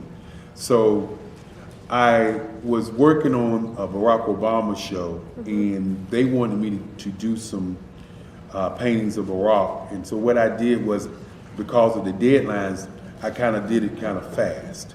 And then I realized when I was doing it fast, I enjoyed it. And so then I started doing other pieces the same way, and I started to enjoy those pieces also. And so I came up with this particular style, and it's a style of lines and colors. And what's interesting is that when I was in college, I did a show called Lines, Colors, and I talked about the boldness of the blacks, the hotness of the whites, and this is how this has come about, you know, later on in my life. And the colors comes from a lot of the entertainers that I work with, where they wear different colors. They don't wear, you know, your plain reds or your whites. They wear different colors, and so that's also another piece of what's giving me the colors. The subtitle of this show is Faces That Speak Life. That's real critical. Faces that speak life. Each one of these pieces is a life source and a life energy that's being put on display for people that are looking at it. You know, I always say in terms of my art, it's not important that I draw them. It's important what you get out of what I draw. You know, I don't try to just draw it because you like it. People wanted me to do prints. I didn't do prints. You know, people asked me to do different people, but the people that I choose are people that make a difference in the lives of people in the world. So the human landscape idea was, again, as I say, the lines represent your emotions, it represents your ideas, and it represents your journey as a human being. And that's why you get the different pieces and the different looks. And as you notice, I try not to do one look that looks alike another look. And that's what's the most important part of this show. Art to me is a creative expression of something from nothing. You know, it explodes onto the canvas, or it explodes on in my work.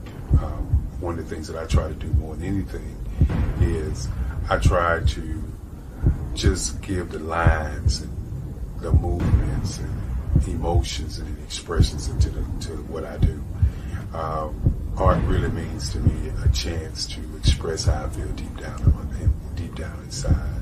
most of my art begins as a thought that I might have, whether it's sports, whether it's history, whether it's a woman or a man. It pretty much starts as an idea of thought before I get into the actual image of what I'm going to draw. I do a lot of historical pieces. I was a history minor in college, and I love to do history pieces. And a lot of times I'm thinking about history, and then I try to make that history impact you as you look at it. That's one of the reasons I do pictures so large. People ask me, why do I do the pictures so big? And I tell them, I want the piece to impact them as they're looking at it, to kind of dominate them, dominate their space. And most of my pieces I try to do off page. I don't try to do anything that's going to be in those four corners or in a square. And I want your imagination to be a part of the piece that you're looking at.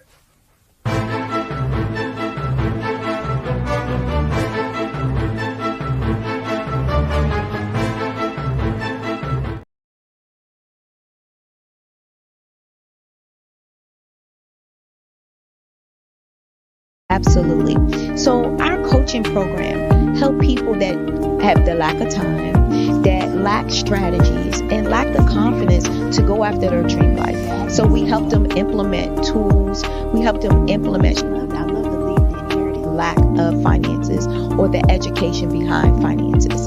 But it wasn't until I lost my firstborn, my only son, that life changed for me.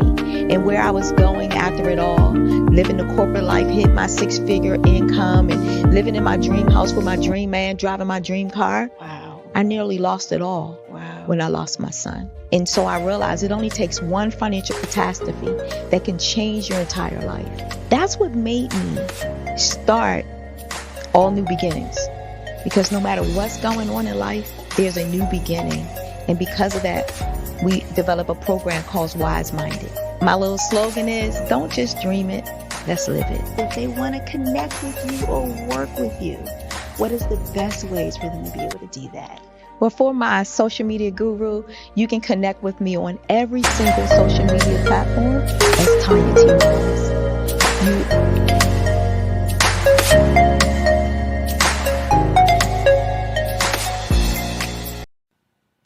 Hello, my name is Kiasi Helm and I'm 14 years old. I think my genius would probably have to be setting goals and achieving them. I say this because ever since I was young, I always wanted to be an author, and at age 11, I ended up achieving this. But not only did I end up becoming an author, I ended up becoming a public speaker, a publisher, a business owner, all these great things. The name of my business is Written by Kids Publishing Company. I decided to start this company because I thought it was important for me to help kids my age express themselves through literacy and just achieve their own goals. Because to me, achieving goals is the best thing in the world to feel. It's you just achieving things and aspirations that you set for yourself.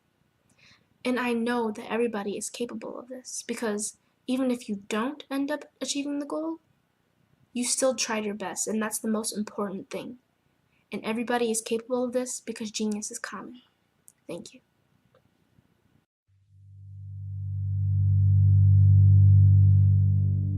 So what we have to do is when we get in a spot, we need to create some spots for us.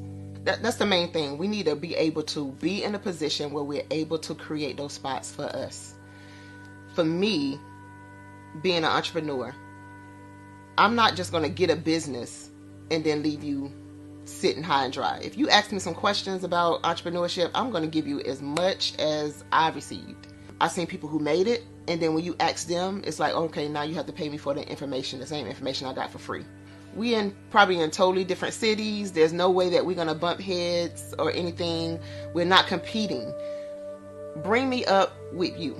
And so I just think that whatever education that I have, then I need to be able to give that to my own as well. So create the spots. You can create the spots when you get there.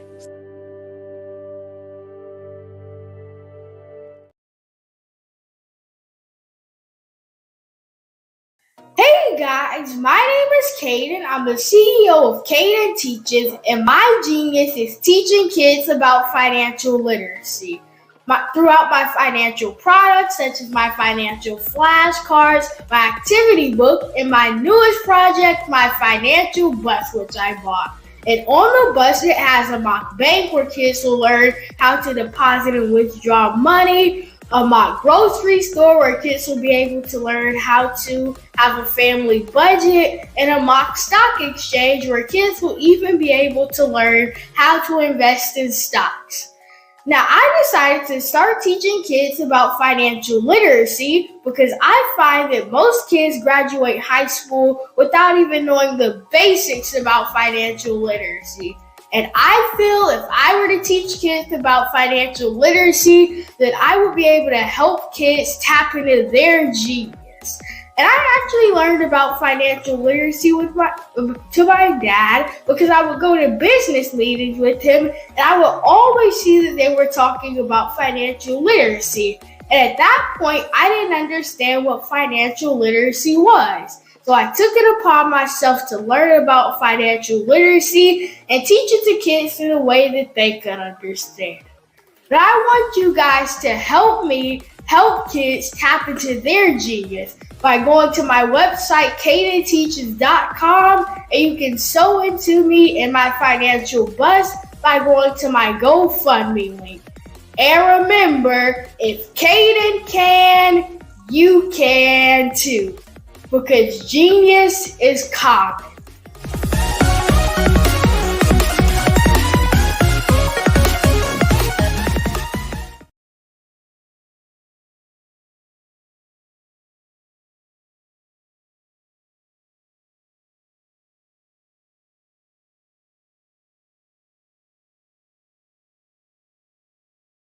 Sometimes you gotta hear the news from the Black perspective, and more specifically, Black publishers. And that's exactly why you have to download the Hey Tie app, the largest mobile app delivering breaking news, videos, and podcasts from 200 of your favorite Black publishers. Yes, 200 Black publishers delivering news as it happens, literally all in one app. Go to HAYTI.com or download the app in the Google Play Store or Apple App Store. It's completely free, along with information that you can trust, so go check them out.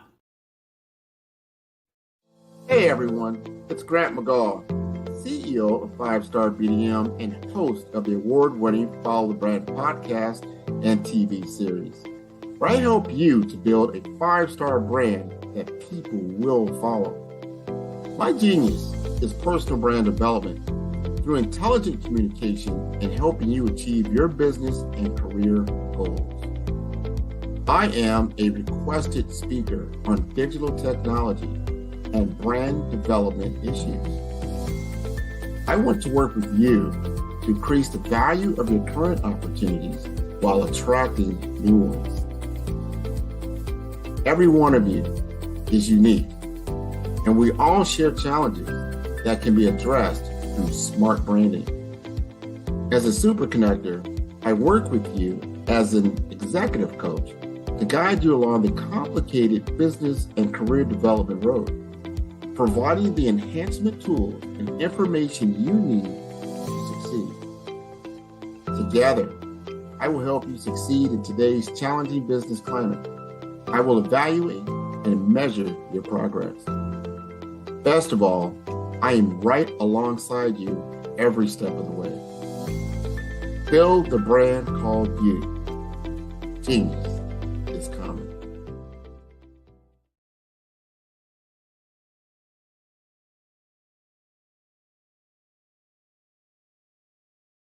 Follow the Brand TV broadcast host, Grant McGaw, as he visits with top executives and entrepreneurs to find out their secrets of success with their personal brand. Follow the Brand TV broadcast host as he focuses on brand development to build better relationships, bring value to your business, relationships, and career. You will enjoy listening to each episode that is tailored to speak to you directly. If you're looking for this type of clarity in terms of building your brand, you have tuned into the right station.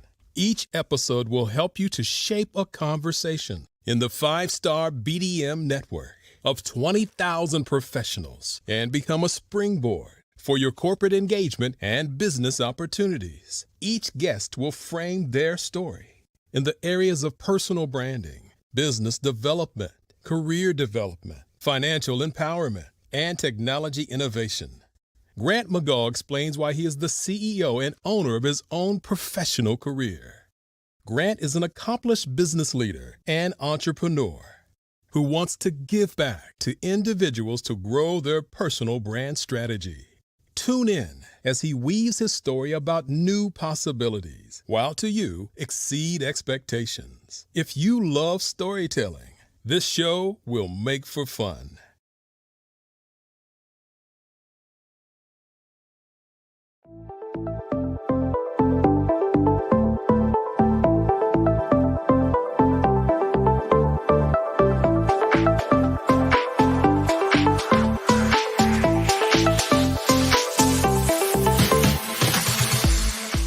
You need to be messaging and communicating to a lot more folks and getting them committed to you as a brand and feeling that you are trustworthy, as a subject matter expert, and for their needs and their pain points. That says, look, here are my pain points. Here's the problem that I have that I don't want, or the benefit that I want that I don't have. And Grant and Sydney understand that and are giving me information to be able to assist, in my eliminating those pain points.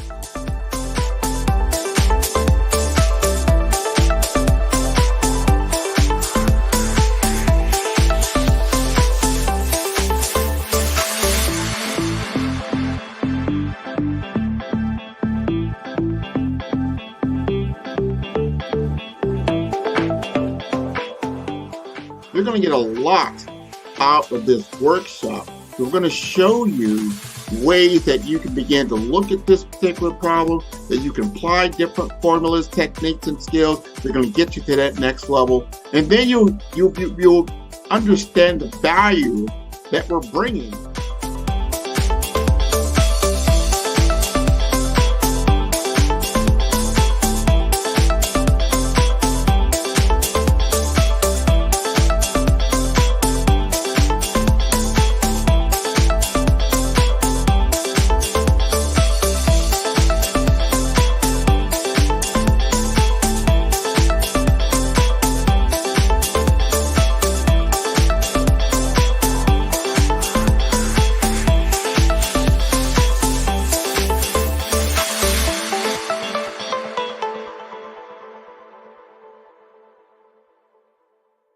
The Black Business Expo's mission is to raise funds for high school seniors going to college or K through 12 entrepreneurs. This expo is a fundraiser for students. Please, you may go to www.blackbusinessexpousa.com to donate to the scholarship fund or use the Cash App at $BBXUSA. Our goal is to give laptops and up to $5,000 to 10 students. Students can register online at www.blackbusinessexpousa.com. Every dollar counts. Please donate to the Black Business Expo USA Scholarship Fund.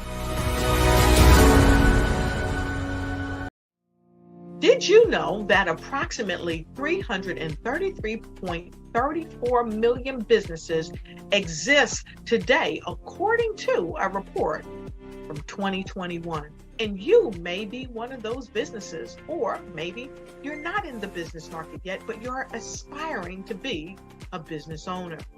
Well, guess what? You're in the right place at the right time. Because let's face it, everything is about timing and opportunity.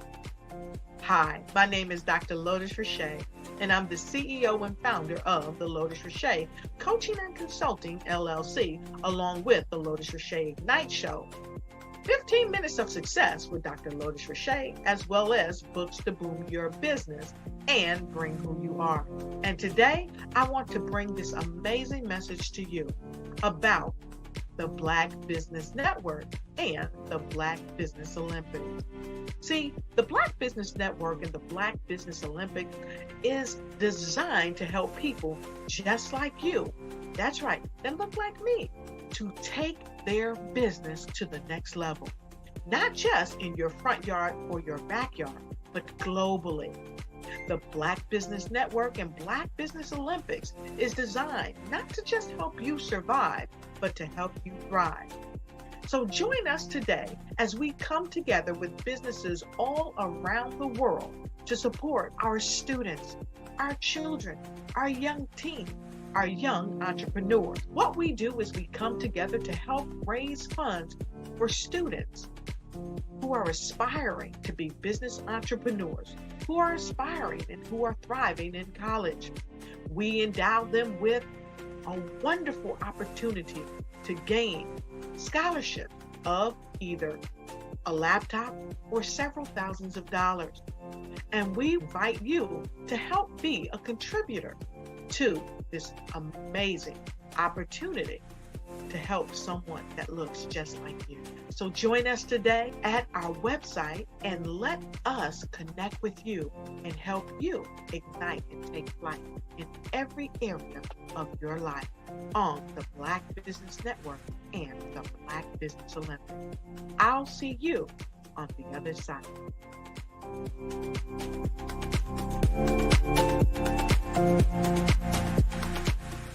Hello, I am Dr. Eric Kelly III, the visionary strategist and founder of the Black Business Olympics. I invite you to showcase your Black-owned businesses on the Black Business Network global stage. The Black Business Olympics is a global Black Business Network platform that propels Black-owned businesses into the international spotlight. By showcasing your business on the Black Business Olympics platform, you can reach a worldwide audience of potential customers, partners, and investors. You can also establish yourself as a thought leader and expert in your field, attract lucrative partnerships, and more speaking engagements. In addition, the Black Business Olympics platform provides a valuable opportunity to connect and collaborate with like-minded entrepreneurs and business professionals from around the world. This can lead to new business opportunities, ideas, and relationships. Finally, by sharing your story and expertise on the Black Business Olympics platform, you can inspire and empower others. This is a powerful way to make a positive impact on the world and leave a lasting legacy. If you are a Black-owned business owner, I encourage you to seize the opportunity to showcase your business on the Black Business Olympics platform. It is a once-in-a-lifetime opportunity to make an indelible mark on the world. Be one of the 1,000 visionary entrepreneurs who are changing students' lives, shaping industries, and leaving an unforgettable legacy for their families. Unleash your voice on our global stage and watch your business thrive. Black Business Olympics is one of the largest Black business showcases in the history of Black business in the world. Yes, the entire world. Just give me a call today at 919-308-9090.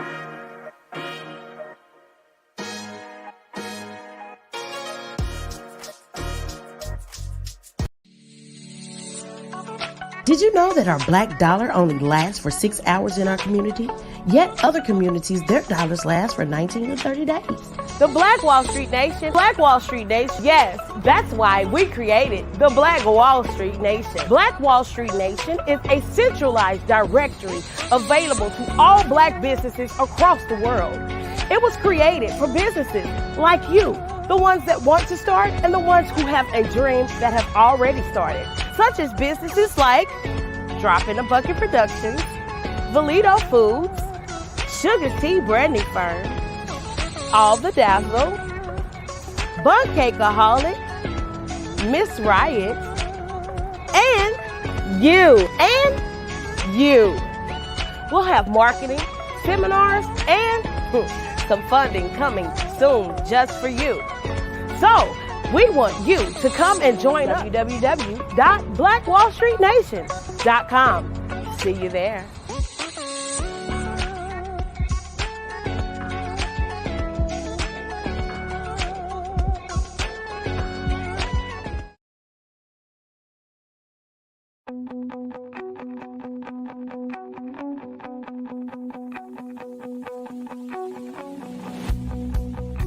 I am Black Business. From the moment I wake until the time I sleep. Yes, I am Black Business. I am Black Business. Tell me, are you Black Business? I am Black Business. Do you support Black businesses? Listen, I support Black business because I am Black Business. Black Business Expo, one of the largest business showcases in the history of Black business in the world. The world! Sign up today at www.blackbusinessexpousa.com or call 919-308-9090. I am Black Business.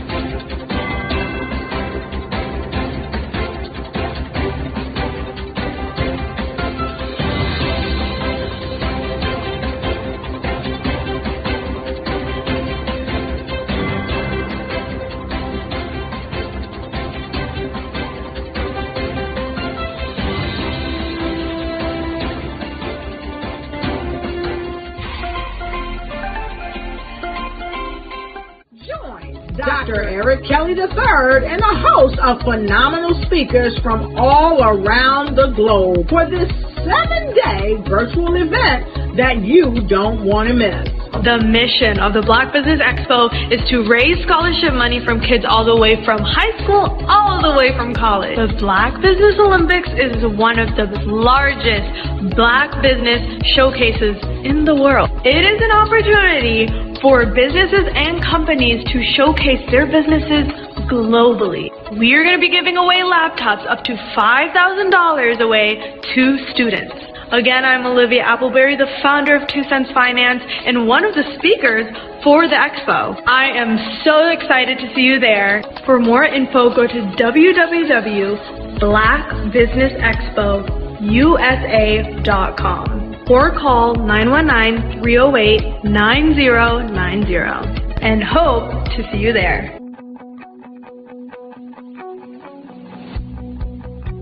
I am Black Business. From the moment I wake until the time I sleep. Yes, I am Black Business. I am Black Business. Tell me, are you Black Business? I am Black Business. Do you support Black businesses? Listen, I support Black business because I am Black Business. Black Business Expo, one of the largest business showcases in the history of Black business in the world. The world! Sign up today at www.blackbusinessexpousa.com or call 919-308-9090. I am Black Business. I am Black Business. From the moment I wake until the time I sleep, I am Black Business. I am Black Business. Are you Black Business? I am Black Business. Do you support Black businesses? I support Black business because I am Black Business. Black Business Expo, one of the largest business showcases in the history of Black America in North Carolina.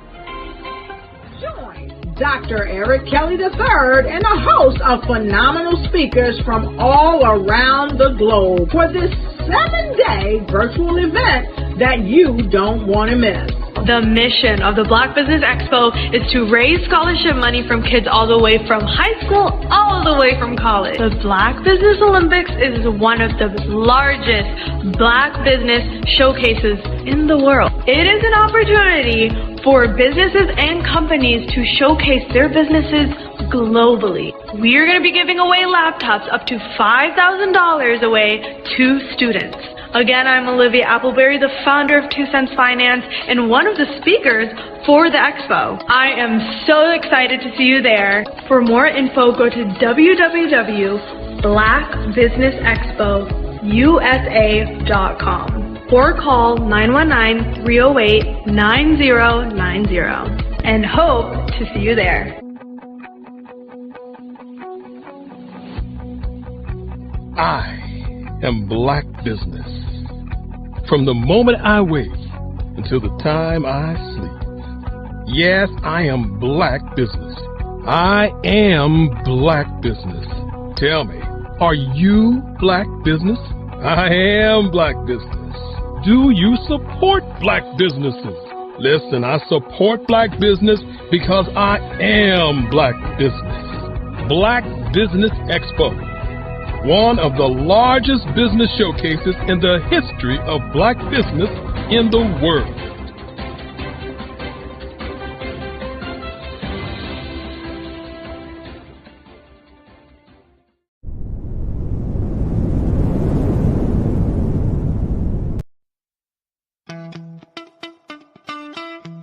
How many times have you been asked to help someone you didn't even know? A student, a business entrepreneur? Or did you ever even ask, where did they end up? That business, that friend, that entrepreneur. Well, just maybe they ended up in a gang, bankrupt, homeless, or worse, dead.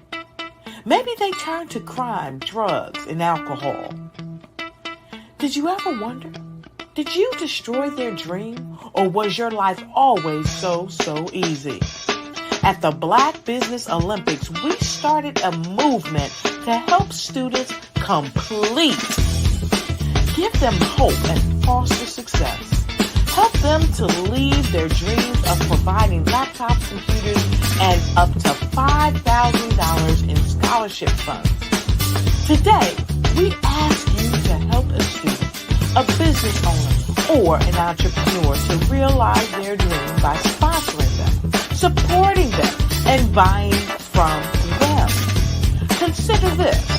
With $1.6 trillion in our Black community, we only ask for a small donation for our students, our businesses, and our entrepreneurs. And you can change a life today. So I ask you, what are you going to do? Sit on the sideline and watch our students in high school be losers, miss out on their dream from lack of resources? Or are you going to donate to the movement and change their future and yours as well? Give us a call today at 919-308-9090. Change their life by investing with action to the Black Business Olympic Fund. The Black Business Olympics, one of the largest business showcases of Black business in the history of the world.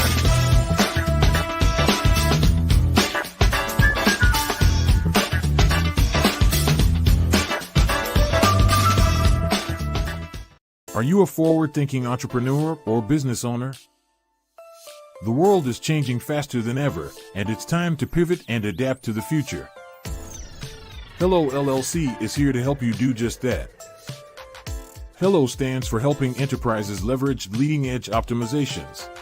Our innovative solutions can streamline operations, reduce overhead costs, and give you a competitive edge in a market projected to reach $5 trillion by 2030.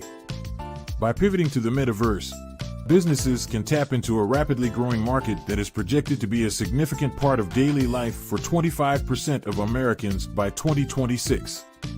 As a full digital metaverse agency, the Hello LLC can help you create custom solutions to streamline operations, increase productivity, reduce costs, and drive brand recognition. Why should you pivot to the metaverse with the Hello LLC? By leveraging cutting-edge technology, you can provide immersive experiences for your customers, expand your global reach, and unlock new revenue streams. Contact us today to make the pivot.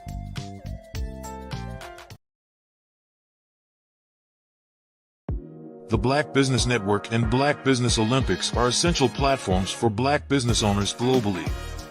They provide the tools and support you need to succeed in today's competitive marketplace. Join us today as we collaborate together with businesses from around the world to support our children, students, and young future entrepreneurs, Black businesses and corporations. We raise funds for students going to college and young entrepreneurs who are aspiring to be business owners, and we invite you to be a contributor today. Visit the website www.blackbusinessexpousa.com to connect with and learn more about how the Black Business Network and Black Business Olympics can help you not only share your amazing business story to businesses, but also serve future generations. Hello, my name is David Jones, CEO and co-founder of the Hello LLC, where we help businesses build a culture, brand and experience, and leverage technology to pivot into Web3. Join the Black Business Network streaming live into Roku, Metaverse, STEM City, Black Multiverse Enterprises, Hulu, YouTube, iHeartRadio, Apple, Facebook, LinkedIn, Spotify, Twitch, and Google Podcasts. Tune in, turn on, and let's thrive.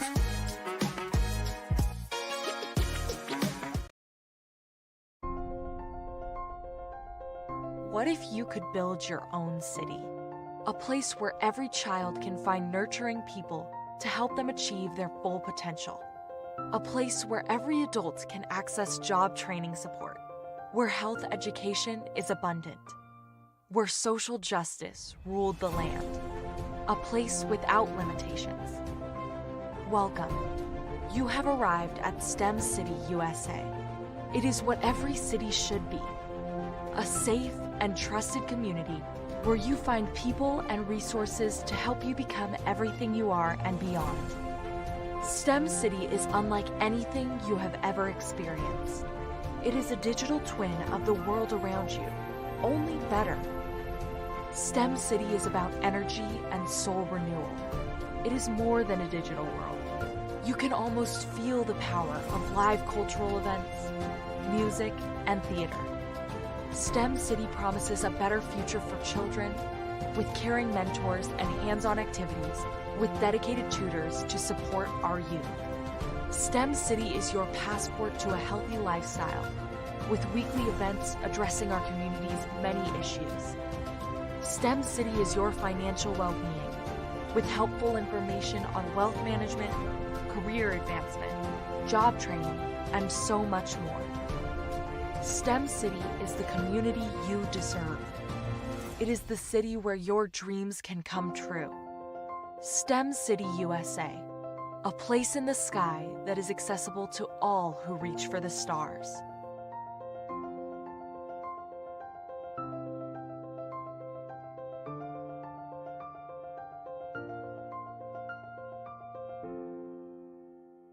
I'd like you to imagine with me, if you will, opening an app where you can collaborate with like-minded individuals from around the world, get inspiration and in-app tools to launch and grow your business, as well as share your knowledge and earn compensation, all in one app. Well, the name of that app is Truso, short for Truly Social. Hi, I'm Matthew Newman, the founder and CEO of Truso, a new concept in social media. Truso is designed from the ground up to be a platform that's both social and empowering for all its users. How exactly do we do that? I'm glad you asked. First, Truso brings the world together via video. Psychologists assert that video provides a significantly more effective connection than audio only. When you enter a community on Truso, you're face to face. Second, on Truso, you don't have to have 1 million followers to monetize. Our business model allows all hosts and moderators to monetize, no matter the size of your following, by 1, producing fee-based content, and 2, inviting others to join the platform as subscribers. Even more, Truso has an in-app resource library with over 100 free resources, forms, and documents to help you build your brand and grow your business. Third, Truso is inclusive. The deaf and hard of hearing communities make up 360 million people worldwide. Unlike audio-only apps, Truso embraces this community, providing a networking platform that allows them to participate via video and closed captioning. We even have a deaf and hard of hearing foundation in the works as well. Fourth, Trousseau is both social and safe.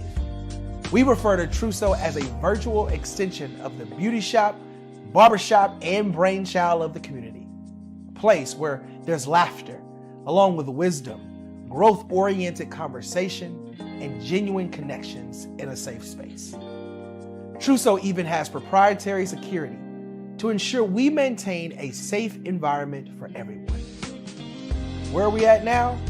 Trousseau is live, y'all. We've launched in beta and we're acquiring users daily. We have an incredible development and marketing team, plus amazing celebrity influencers at the table, helping us spread the word around the globe, beginning within the African diaspora and beyond by creating a safe space for growth, connection, and collaboration. We're truly excited about Trousseau.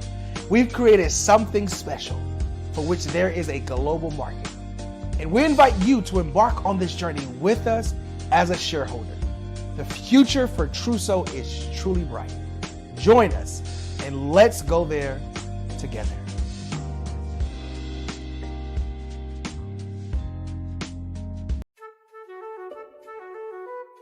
This is Dr. Arnold T. Petsworth. He's the owner of Petsworth Vet World, a veterinary clinic in Hopton, Connecticut. His patients include dog, cat, frog, fish, Goldie, dog, and this alpaca. Due to doctor-patient confidentiality, we can't tell you their names. Business at Vet World was steady, and then quarantine hit. Neighbors brought new four-legged friends into their homes. Bunnies. Bunnies everywhere. Dr. Petsworth welcomed these new patients with open arms. The only problem? There were more appointments than he could manage. That's when Dr. Petsworth turned to his American Express business card, which offers spending potential that's built for his changing business needs. He decided to hire a new assistant, Julio, and with spending power built for business purchases, he used his card to furnish a new exam room. Together, Dr. Petsworth, Julio, and American Express Business made sure all the pets of Hopton got the love and care they deserve. And everyone was happy. Get the card built for business by American Express.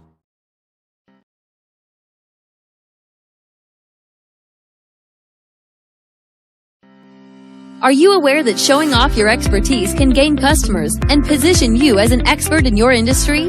Consumers need confidence to purchase, so let us showcase your knowledge by interviewing you for a 3 to 5 minute video.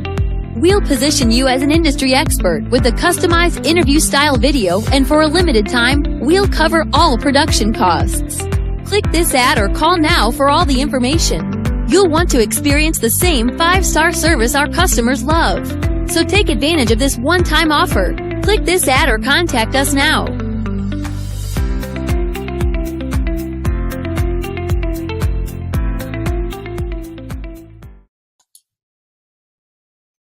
Hi, I'm Barbara Smith. Genius is common. My genius is executive coaching and professional corporate training. As the master executive coach and corporate training ambassador for the Genius is Common movement, I help business owners craft their stories in such a way that you know exactly what they do, what they have, and what they bring to the table. Many times as business owners, we are asked, so what do you do for a living? And we could be crushing in our businesses, but we're not quite sure exactly what to say in a short amount of time. Well, I help you take those stories that are the reason why you're in business and why you're so passionate about your business and craft them in such a way that people are drawn to you as opposed to being repelled by you. Because every conversation, every time you talk to someone about your business, you are excited about it. But are you really conveying what you do, what you have, and what you bring to the table? And do really people understand why you care so much and why they should care that you have the solution to their problem? Well, I'm here to help you with that. As a master storyteller, I can help you with your stories and spin them in such a way that they are intriguing and fascinating. People want to listen to you talk about your business. That's why at the Genius is Common movement. I am the master executive coach and professional training ambassador. That's my genius. And genius? Oh yeah, it's common. Did you know women represent just 3% of Fortune 500 CEOs and less than 15% of corporate executives at top companies worldwide? Have you wondered what the secrets are to getting into the top ranks, whether in the private or public sector? Do you want to figure out how to stop being held back in your career or passed over for promotion? Then you're in the right place. Hi, I'm Dr. Madeline Ann Lewis, President and CEO of the Executive Women's Success Institute. I have decades of experience in the military, the federal government, and corporate America, and my mission is to help women succeed and tap into their full potential. I want to reach 1 million plus women around the world to become the leaders they are meant to be. So if you want to move into a management or executive level position, or maybe you are a female veteran transitioning out of the military into business entrepreneurship, then reach out to the Executive Women's Success Institute at 301-693-3284. Let us get you on the fast track to success.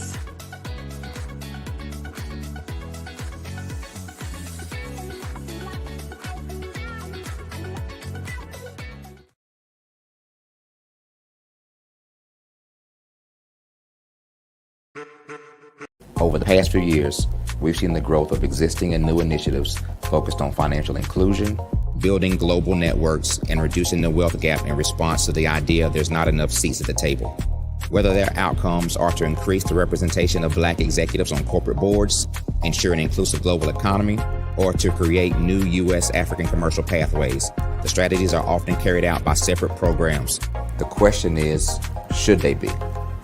With the continent of Africa being home to more than half of the world's fastest growing economies, the youngest workforce, over 400 companies generating more than $1 billion annually, 700 generating more than $500 million annually that are poised for growth, and being the destination of nearly $5 billion in venture capital in 2021. Diversifying U.S. and Africa commercial engagement by building bridges between African businesses and their U.S. diaspora should begin being seen as mutually beneficial. From helping to reduce Africa's enormous capital gap to catalyzing two-way trade opportunities, the COVID-19 global pandemic hopefully has taught us that global challenges and opportunities are more interconnected than we thought.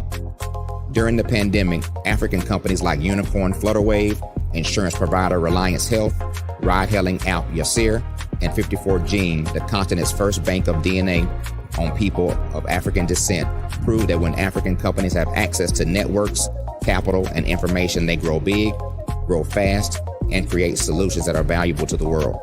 This is why Be Direct was created. We are the first U.S.-based but African-centric board preparedness and board search company designed to connect U.S. Black talent and corporations to African businesses. Unique and fundamental to Be Direct's success is our process of helping board candidates adapt their experience and networks to an African context before they're connected to high-growth companies that are looking to locally and globally scale. From our focus groups with African business execs and government leaders, we don't ignore the sentiment that business is easy, but people are hard. Having a pool of board candidates with hard-to-access networks and extensive experience across the business life cycle, including successfully raising capital, is table stakes for an initiative like this. So yes, we have that. But corporate or entrepreneurial success in the U.S. does not guarantee success in Africa. Developed alongside industry partners on the continent, our training program, Be Direct Prep, is designed to transpose their experience to create cultural comfort, understanding, and a commitment to helping businesses in Africa scale. Our board governance sessions are African, continental, and country-specific, integrated with cultural awareness and dexterity training, masterclasses led by African industry execs, and mentoring and coaching from African continental-based facilitators. But even more unique to Be Direct Prep, we cap off our training program with an immersion trip to help candidates that have not been to Africa before see and feel Africa's complexity and opportunity from African soil. We all know traditional network-based board placement has historically left a lot of us out of ever really being in the paid board pipeline.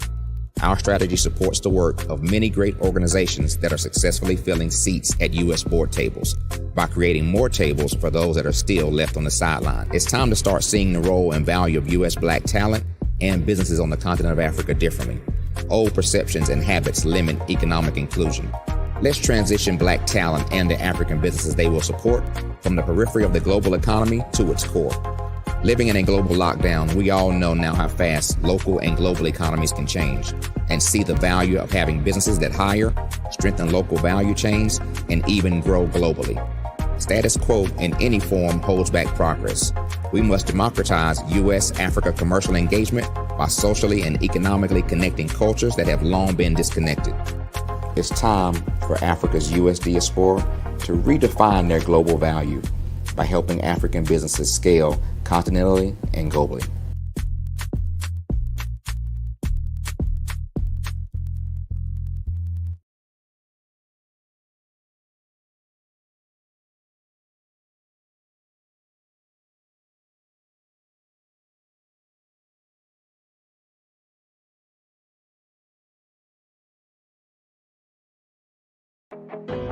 I am Black business. From the moment I wake until the time I sleep, I am Black business. I am Black business. Are you Black business? I am Black business. Do you support Black businesses? I support Black business because I am Black business. Black Business Expo, one of the largest business showcases in the history of Black business in the world. Sign up today at www.blackbusinessexpousa.com or call 919-308-9090. I am Black business.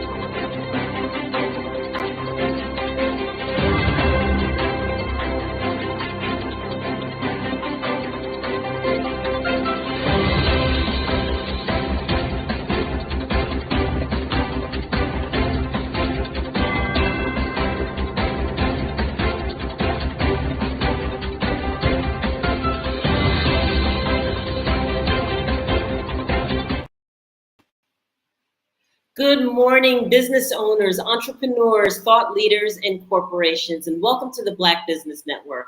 My name is Dr. Enolia Foti, and I am the CEO of Enolia LLC, Director of Operations of Vision Africa Development, co-founder of Easy Step Group Management Consulting, and CEO of Expressions of Humanity Foundation.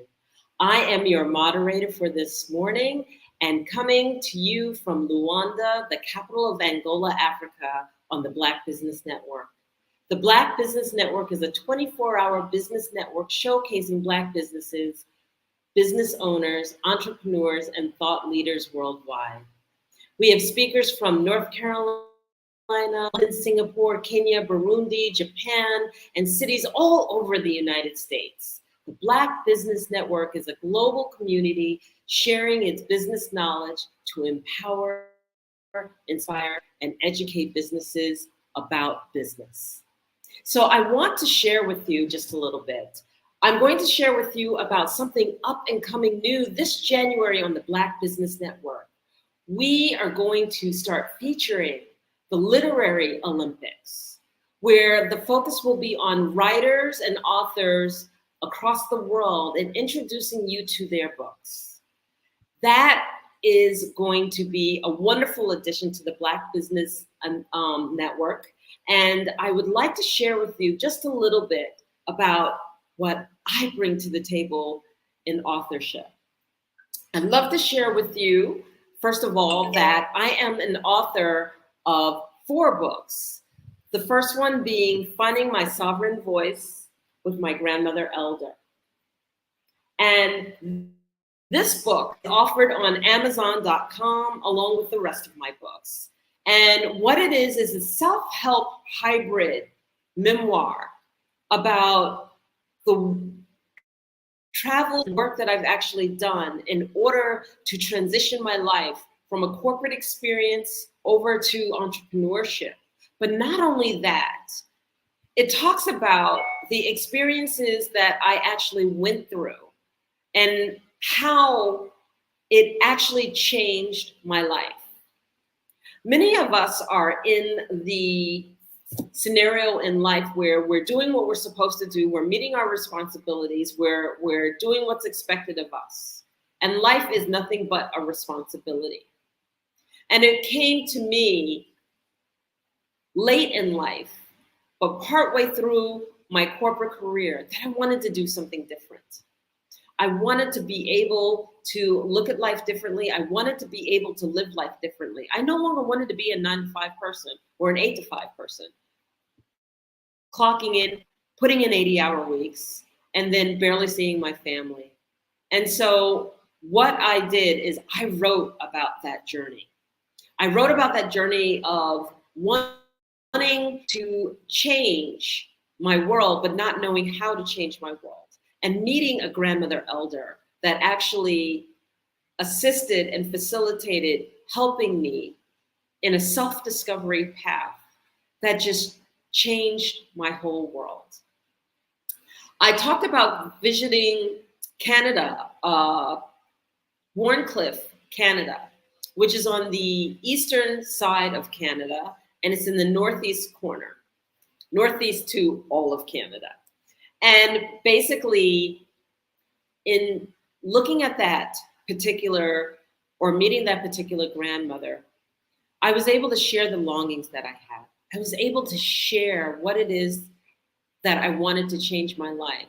But it wasn't about sharing such that somebody came and just led my hand and took me through a step of, okay, I'll help you change your life. No.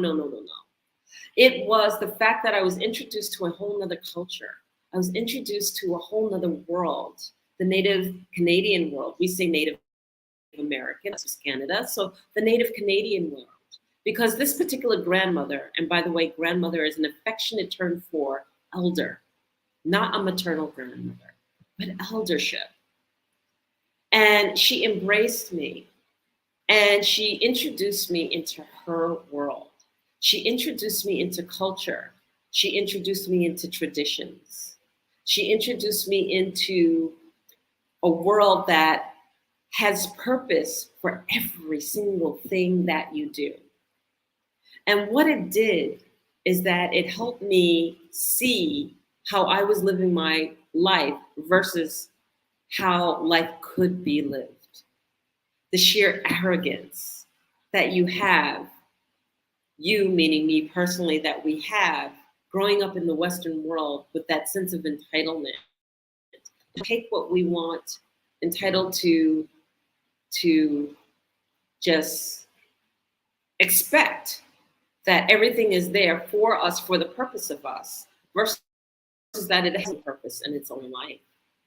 So in traversing the story, I wrote about all of the different lessons that I learned in my book while attending and staying in Wharncliffe, Canada, and submerging with the Ojibwe culture and the Ojibwe nation, and this particular grandmother, and how I learned compassionate leadership versus leadership that belittles, demeans, steps on, and basically leaves bodies in the walkway because our arrogance always wants to shoot people down.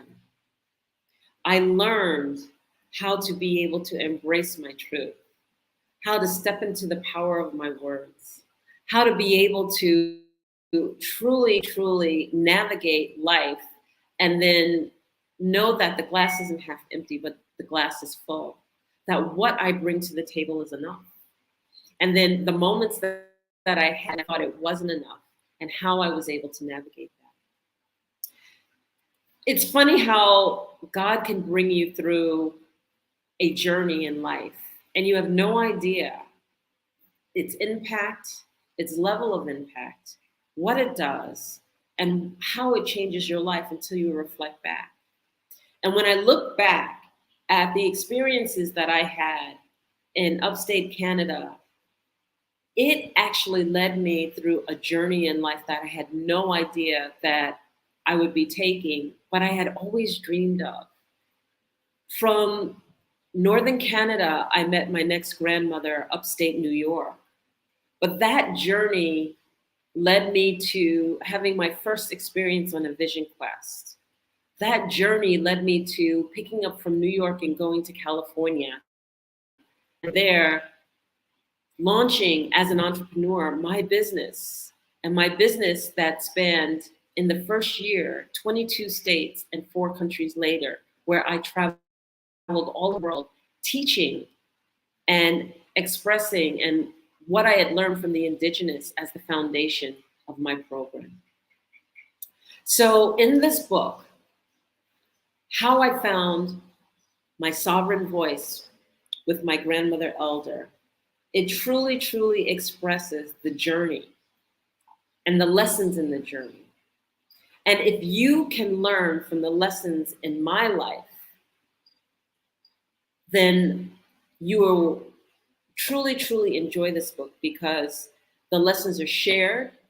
They're actually summarized in my actual workbook, Discover Your Sovereign Self journal, of which I actually take the time to write up the lessons learned chapter by chapter, then turn around and ask questions step by step, and the lessons that I learned and how to relate it to your life.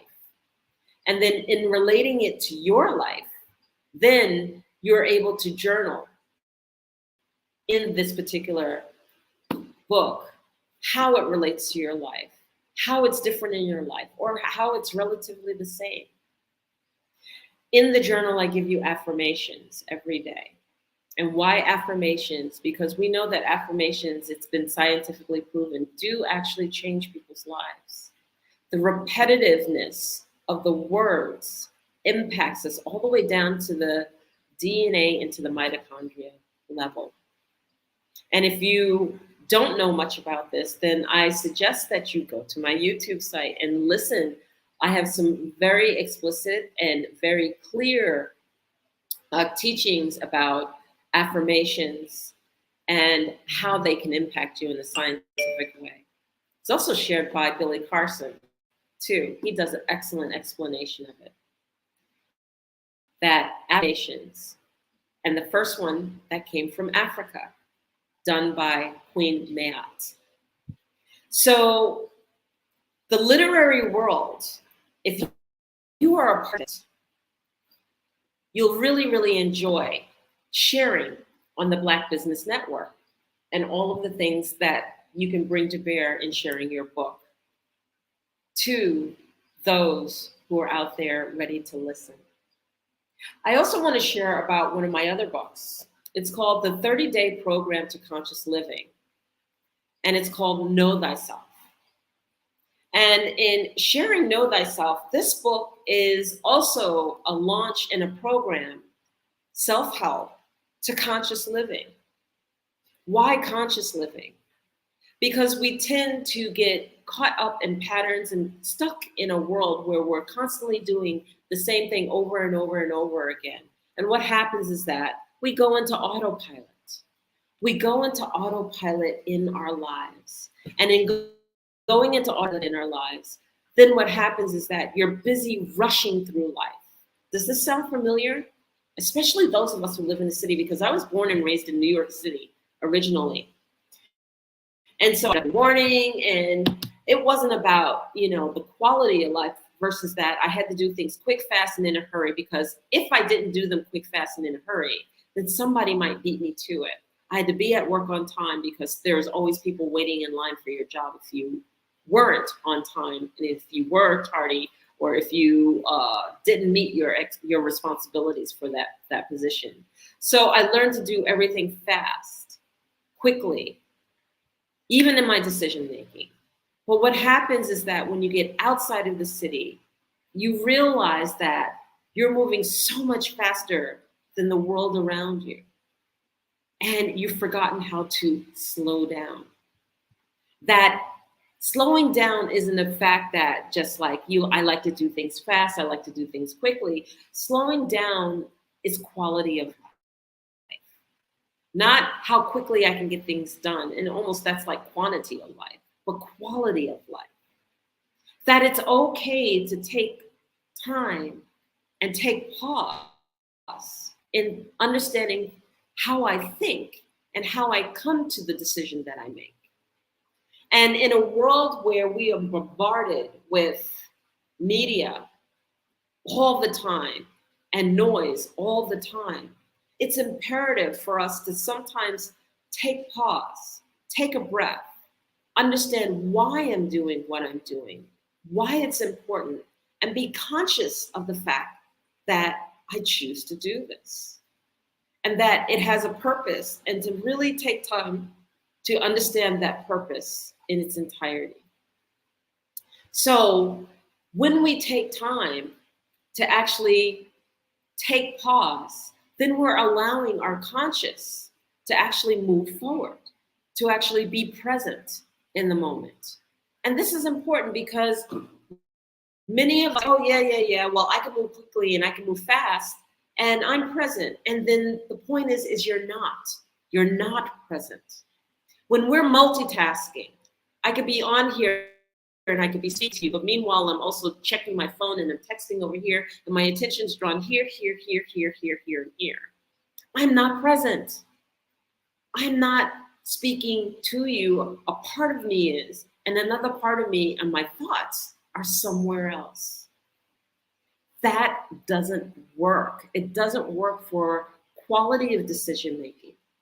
It doesn't work for the quality of time needed to think through a process or to focus.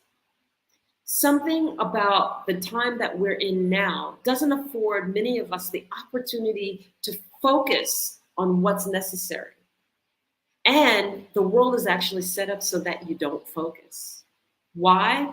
How many media people and marketing people are telling you right now that if you don't express it in 30 seconds, then you've lost people's attention span? That's because people have lost the capability of being able to focus for long periods of time. And in order to make a quality decision, in order to transcend anything, it takes focus, it takes time, it takes creativity, and it takes silence. Sometimes just silence. Why is this important to be conscious? You don't realize how unconscious you are until you put yourself in a situation where it calls for it. I'll give you an example. I took a journey across Kenya. I was so excited to be in Kenya, in Nairobi. I landed, I met with my party, and we did a walking safari for 100 miles. 100 miles across the East and West Tsavo Park, starting at Kalalungi, at the base of Kilimanjaro, and then walking the park alongside the river, the Tsavo River. And so I was really excited to be able to have this opportunity. I was all set. I had practiced walking, I averaged about 5 to 7 miles a day. And this was going to average 10 miles a day for 10 days to make that 100 miles. And in arriving, we're all set. And how it was actually set up is that you actually had a moving camp. So we would get up in the morning, we would walk all day long, and the workers would actually take our campsite, break it down, and then move it 10 miles forward before we arrived and set it back up so that the moment that we arrived, we were able to eat, to shower, to rest, to relax, etc. It was phenomenal. And we were led by the Maasai. And in doing that, I remember the first 3 to 4 days of walking and walked in silence. my mind would not stop. My mind was like the monkey mind. I was going through a litany of, I had to sing a song, I had to this, I had to that. There was no peace in my walk. There was nothing but anxiety. Did I have enough water? Am I going to make it? Oh, I'm getting really tired now. How long are we going to go? Are we going to take a break? What happens when I have to use the bathroom? Blah, blah, blah, blah, blah, blah, blah, blah, blah. Oh, there are animals here. The animals are wild. Will the animals attack? It was just on and on and on and on about the litany of things that were taking place in my mind as we were walking. This is what happens to us on a day-to-day basis. This is how busy our minds are on a day-to-day basis. Unconsciously, we are just thinking so many thoughts over and over and over and over and over again.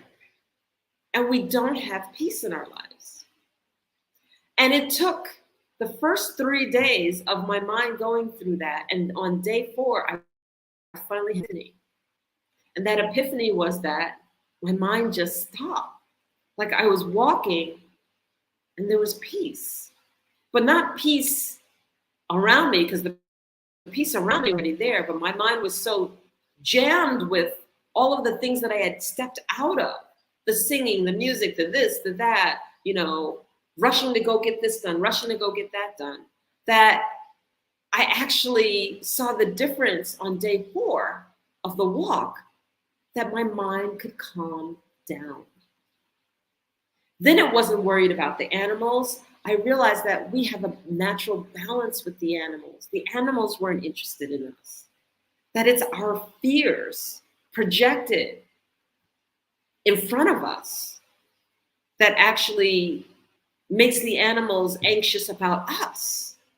And that we don't know how to calm down, and we don't know how to just walk without fear. And day 4 of this 100-mile walk across Kenya, I calmed down. I found a rhythm of walking, a rhythm of peace. And instead of my mind going crazy with monkey, I started to notice. I noticed that there was an eagle flying overhead and following us. I noticed that the animals weren't interested in us. They were just herds. And they looked at us as if we were another herd. And they just moved out of the way of us, and we moved out of the way of certain animals. And we were just in a balance and in a peace with the land. To be able to walk within 30 feet of a hippopod playfully playing in the water, with hippos being some of the most dangerous animals ever if you piss them off. To be able to walk and see a cheetah take down a crocodile and just watch. And then be able to actually get within 10 feet of that crocodile after the cheetah left to see it. To be able to understand that the land itself has a vibration, and that I was feeling better and better and better every single day, being in nature and being else, and saying, wow, what is going on here? Like there's a natural peace, but a natural lifting of my spirit. Being in the wild and being outdoors and being on the motherland, the land of my people, the land that I know, the land that I now call home. Walking consciously is not only just being self-aware, it's actually being in alignment and balance with everything that's around you. It's acknowledging the fact that everything has energy and that everything is capable of speaking to you and has a wisdom if you open your heart and you just listen. We go through our days and our busyness and our craziness and the monkey mind, and we don't listen. We're unconscious. We go through the motions, and we're missing something so fundamental and so grand in the scheme of all things that we call this world. So my book, 30-day program, Know Thyself, was predicated on the fact that this transition had taken place and I had a realization, an understanding that there is so much more to life than anything that I could have ever imagined when I learned to sit still. And I invited in the quiet, the peace, exacerbating the connection we already have to God. It just came in strong and lighter instead of dull and light, because I wasn't filling my mind and my head with so many different things. So my book is also accompanied with 30 individual videos, one for each day, so that as you do the 30-day program, you get a video and you get to read out of the book what should take place for that day. That you can ask the question within yourself, self-reflect, write it down, and answer honestly. And I say answer honestly because one of the other things that we like to do as individuals, as human beings, is we like to convince ourselves of a story, or convince ourselves of why we are where we are. And in that convincing, and we reflect back and we look, are we just telling our story because that's where we choose to be versus that's where we need to be? And what I mean by that is that many times we lie to ourselves. We tell ourselves the story of the reason I'm here is because of X, but that's not the truth. We're just convincing ourselves it's X, but it needs to be Y. And the question is, when you're living consciously, you can consciously also accept the totality of self, the total you, the total being of what you bring to the table, the good, the bad, the indifferent, the monkey mind, the craziness, the loving, and the darker places of ourselves. We totally accept ourselves. But when we lie to ourselves, we deny parts of ourselves, saying that we don't like it, we wish it wasn't there, etc., etc. And I don't mean that akin to accepting self in its totality versus denying self in its totality and telling ourselves a story when we know it's not true. You can always and should always be honest with yourself. And only you will know when you're being dishonest with yourself. So know thyself, know your strengths, know your weaknesses, know every aspect of yourself, and go from there. And then my last book, The 7 Principles of Self-Mastery, for Self-Mastery, is my journey to understanding and coming up with a methodology of just basically being a better person and creating a foundation for self. And what do I mean by that? Many of us are leaders. We're leaders, we're entrepreneurs, we have all of these visions, we're speakers, we're this. The skills are limitless for what we bring to the table. But what we do is that we do these things on a foundation that's equivalent to sand.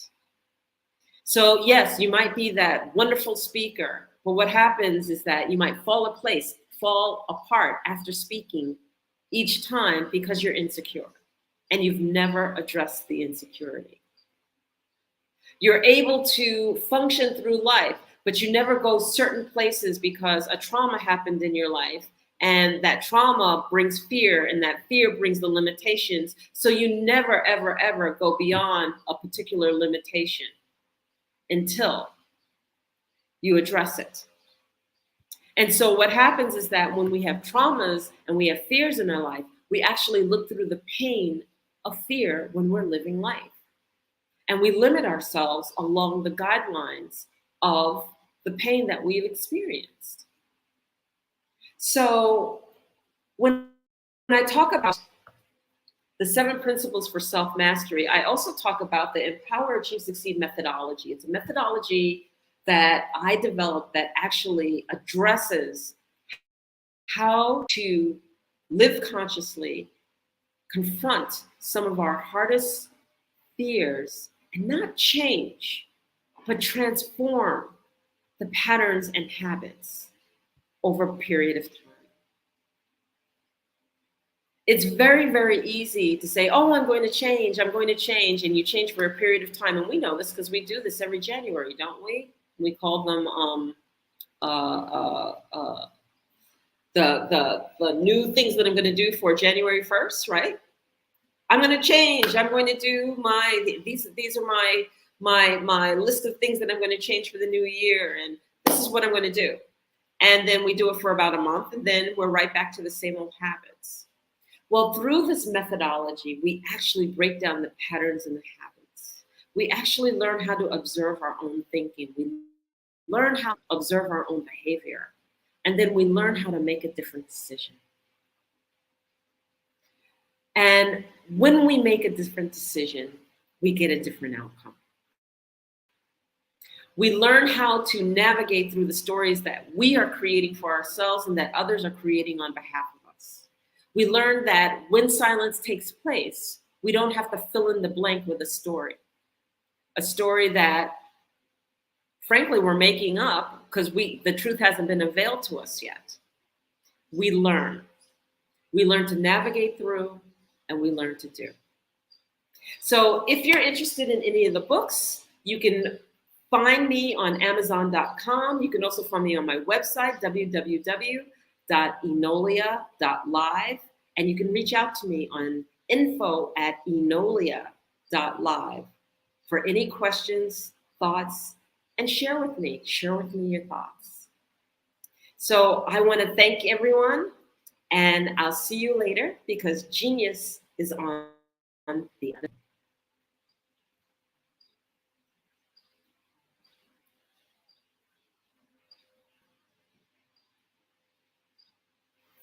Hello, ladies and gentlemen.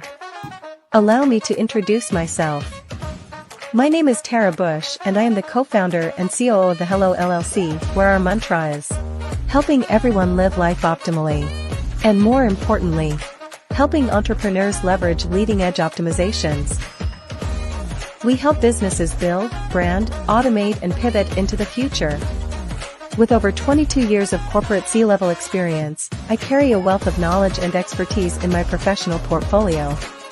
My professional journey has encompassed various facets of business, executive leadership, project management, marketing, systems, space planning, and strategy implementation. I have had the pleasure of partnering with and managing multi-million-dollar projects for the top Fortune 500 companies, prestigious universities, and well-known sports teams around the world, like ExxonMobil, Apple, Samsung, Citgo, HP, Ziegler-Cooper, the Houston Astros, the Dallas Cowboys, Bank of America, and Vanderbilt University. What fuels my drive is a passion for innovation and creativity that knows no bounds.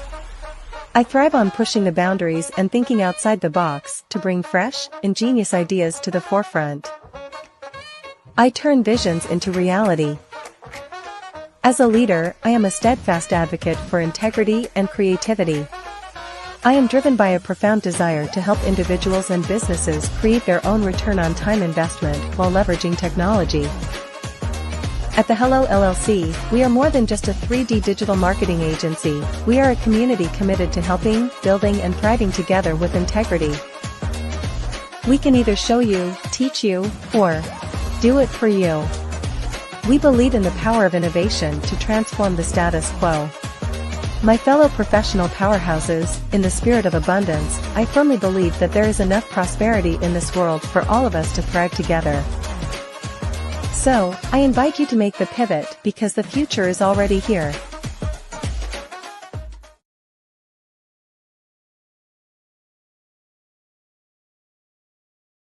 Sometimes you got to hear the news from the Black perspective, and more specifically, Black publishers. And that's exactly why you have to download the HeyTie app, the largest mobile app delivering breaking news, videos, and podcasts from 200 of your favorite Black publishers. Yes, 200 Black publishers delivering news as it happens, literally all in one app. Go to HAYTI.com or download the app in the Google Play Store or Apple App Store. It's completely free, along with information that you can trust, so go check them out.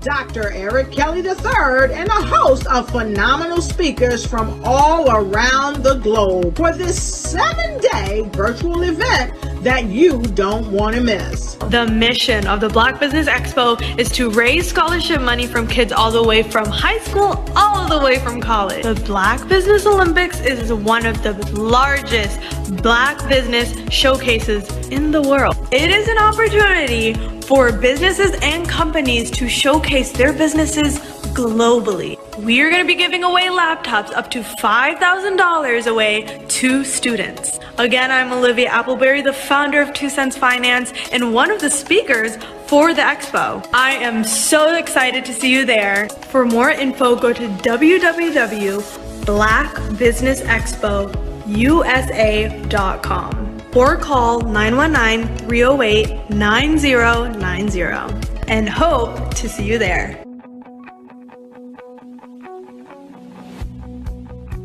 I am Black Business. From the moment I wake until the time I sleep. Yes, I am Black Business. I am Black Business.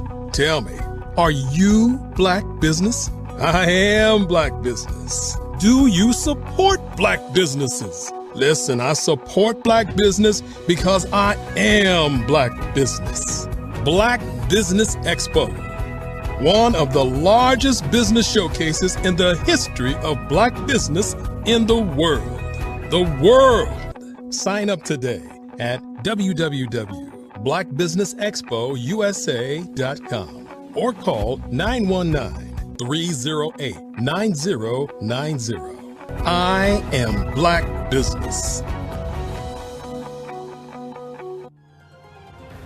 I am Black Business. From the moment I wake until the time I sleep, I am Black Business. I am Black Business. Are you Black Business? I am Black Business. Do you support Black businesses? I support Black business because I am Black business.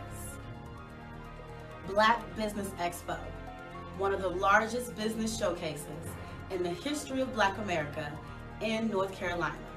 Sign up today at www.blackbusinessexpousa.com or call 919-380-9090. I am Black Business. I am Black Business. From the moment I wake until the time I sleep, I am Black Business. I am Black Business. Are you Black Business? I am Black Business. Do you support Black businesses? I support Black business because I am Black business. Black Business Expo, one of the largest business showcases in the history of Black America in North Carolina. Sign up today at www.blackbusinessexpousa.com or call 919-380-9090. I am Black Business. I am Black Business. From the moment I wake until the time I sleep, I am Black Business. I am Black Business. Are you Black Business? I am Black Business. Do you support Black businesses? I support Black business because I am Black Business. Black Business Expo, one of the largest business showcases in the history of Black America in North Carolina. Sign up today at www.blackbusinessexpousa.com or call 919-380-9090. I am Black Business. I was born in a little village on the island of Haiti. Many deadly diseases pounded me. It is as if they were on a mission to end my existence on this earth. I refused to give up. In 1983, I left Haiti and came to the United States of America. And I came with $5, 2 shirts. I didn't speak any English. I came to Atlanta. I got a job. I was a doorman. I was a doorman with a dream. What I used to come on stage. I'd rehearse this moment that I'm standing in front of you. That's the power of a dream. Maybe today is the day you begin acting as if you already have it. And then step out with full force. Take a risk.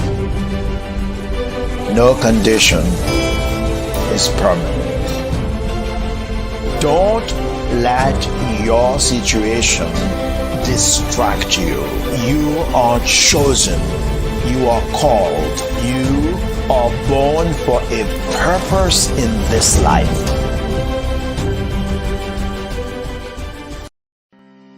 Are you aware that showing off your expertise can gain customers and position you as an expert in your industry? Consumers need confidence to purchase. So let us showcase your knowledge by interviewing you for a 3 to 5 minute video. We'll position you as an industry expert with a customized interview style video, and for a limited time, we'll cover all production costs. Click this ad or call now for all the information. You'll want to experience the same 5-star service our customers love. So take advantage of this one-time offer. Click this ad or contact us now.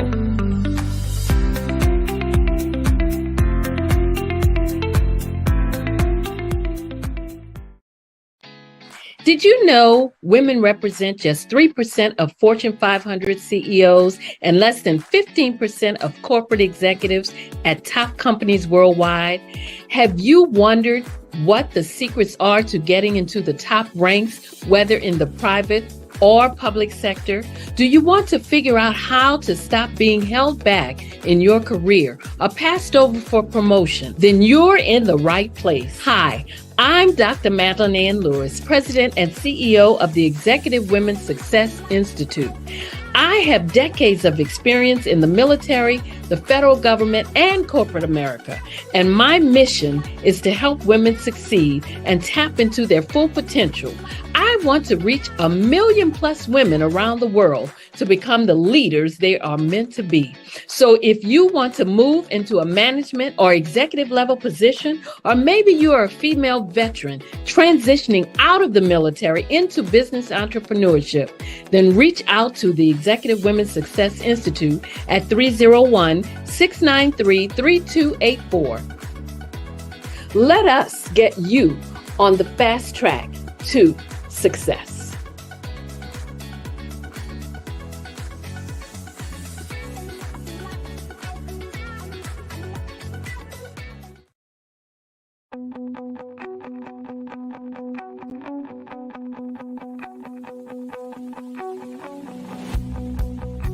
I am Black business. From the moment I wake until the time I sleep.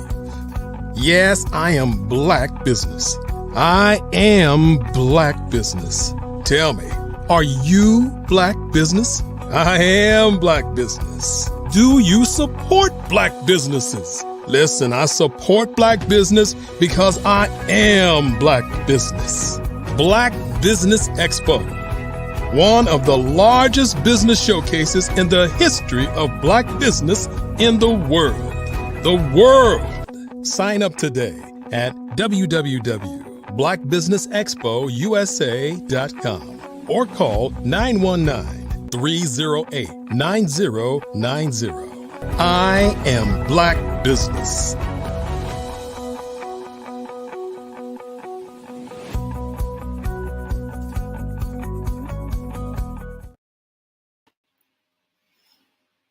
Hello and good morning, everyone. Good morning to the business owners, entrepreneurs, thought leaders, and corporations. Welcome to the Black Business Network, and my name is Dr. Enolia Foti. I am the CEO of Enolia LLC, Director of Operations for Vision Africa Development, co-founder of Easy Step Group Management Consultancy, and CEO of Expressions of Humanity Foundation. I am your business moderator for this morning, coming to you from Luanda, the capital of Angola, Africa, on the Black Business Network. The Black Business Network is a 24-hour business network showcasing Black businesses, Black owners, entrepreneurs, and thought leaders worldwide. We have speakers from North Carolina, London, Singapore, Kenya, Burundi, Japan, and cities all over the United States. The Black Business Network is a global community sharing its business knowledge to empower, inspire, and educate businesses about business. And it brings me great pleasure to introduce our keynote speaker, Erica Jo Robinson. Erica Jo Robinson is just an ordinary woman called to do extra things, but her calling by no means made her life any easier. She has been through enough things in life that she feels qualified to stand amongst those who are qualified to share. She also knows you are a raw material of everything you ever wanted to be. It is under great duress that she is face to face with the very essence of who she is. She is proud of what she finds, and other times, not so much.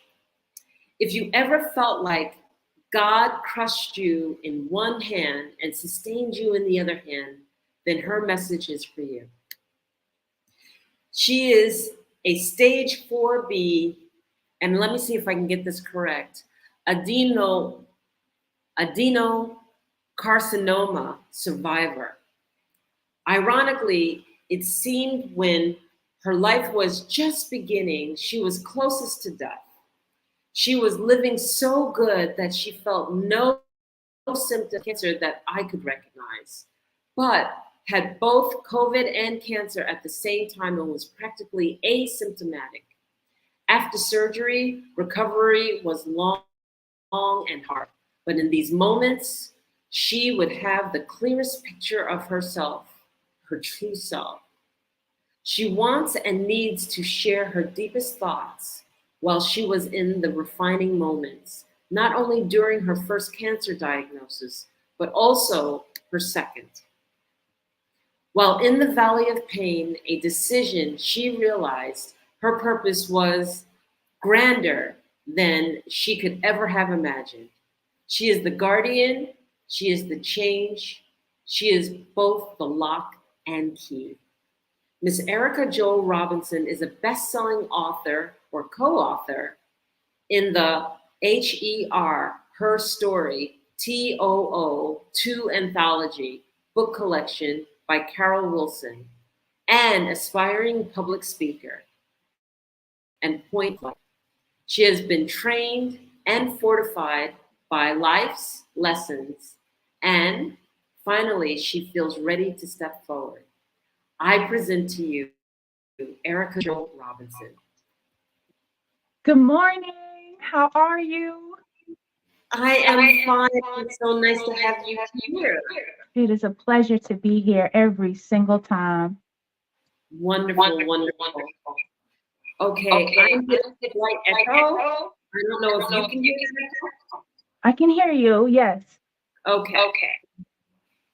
So lovely to have you here, and there's so many things that I want to ask you.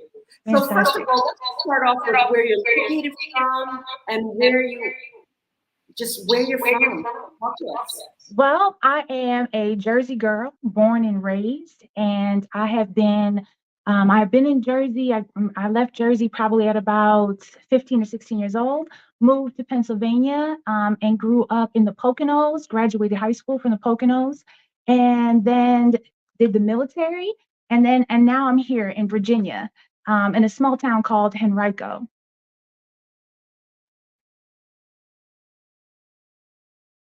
So Henrico is a very interesting place to be. I didn't know whether it was pronounced Henrico and Henrico, but it is a small town that is just like adjacent to, most might know, Richmond. Richmond is a wonderful place, one of the places that's considered to be the food mecca of the world. There are so many things. It's hard for a girl to stay in shape out here. Oh, there you are. Hey, how are you? Yes, I lost it is. I'm here. I'm just working for the microphone situation. It's all good. So,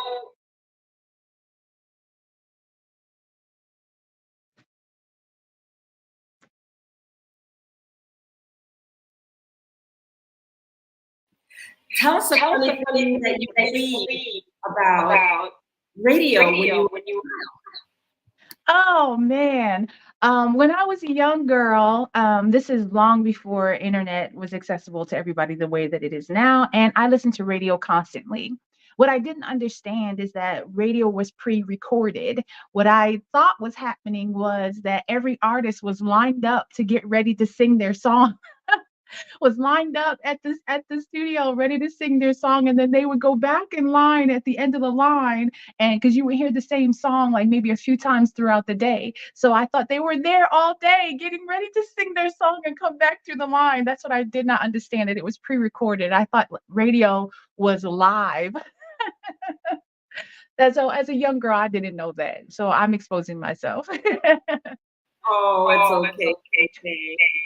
So one of the things that I love to talk about is when we're in school. A lot of times we're in school, we have a little side hustle, we have a little something, and there's something very special about yours. Tell us a little bit about that story.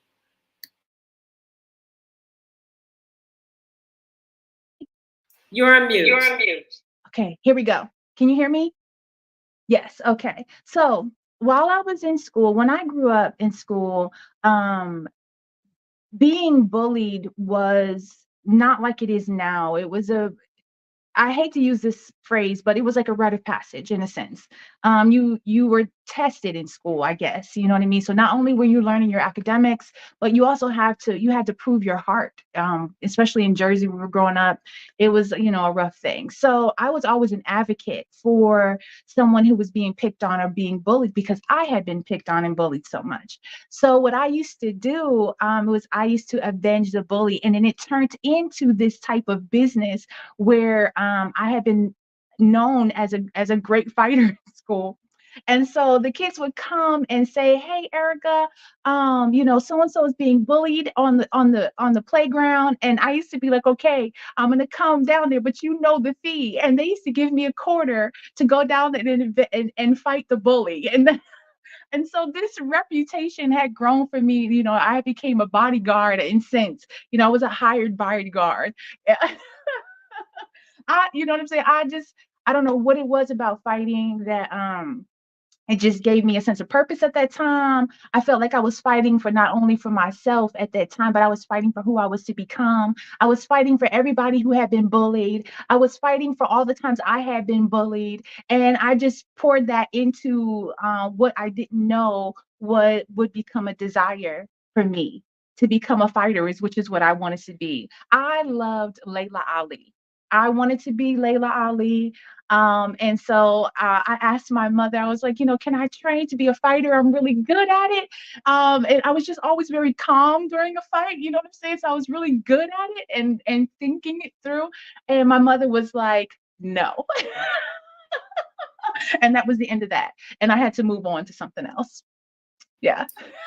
Understandably so, but wow, I can totally relate to that. I can totally relate to the understanding that when there are bullies around and whatnot, you have to be able to take up for yourself. If you don't take up for yourself, you get in trouble because then they never stop bullying. So thank God you were actually there to be able to help your fellow peers out that needed the help. So that's wonderful in that regard. So, I don't wish having it on anybody unless you're good at it and you enjoy it. And if you do, we all take on our vocations. So let me see, you're traversing school, and then I know that at some point in your career, you actually went into the military.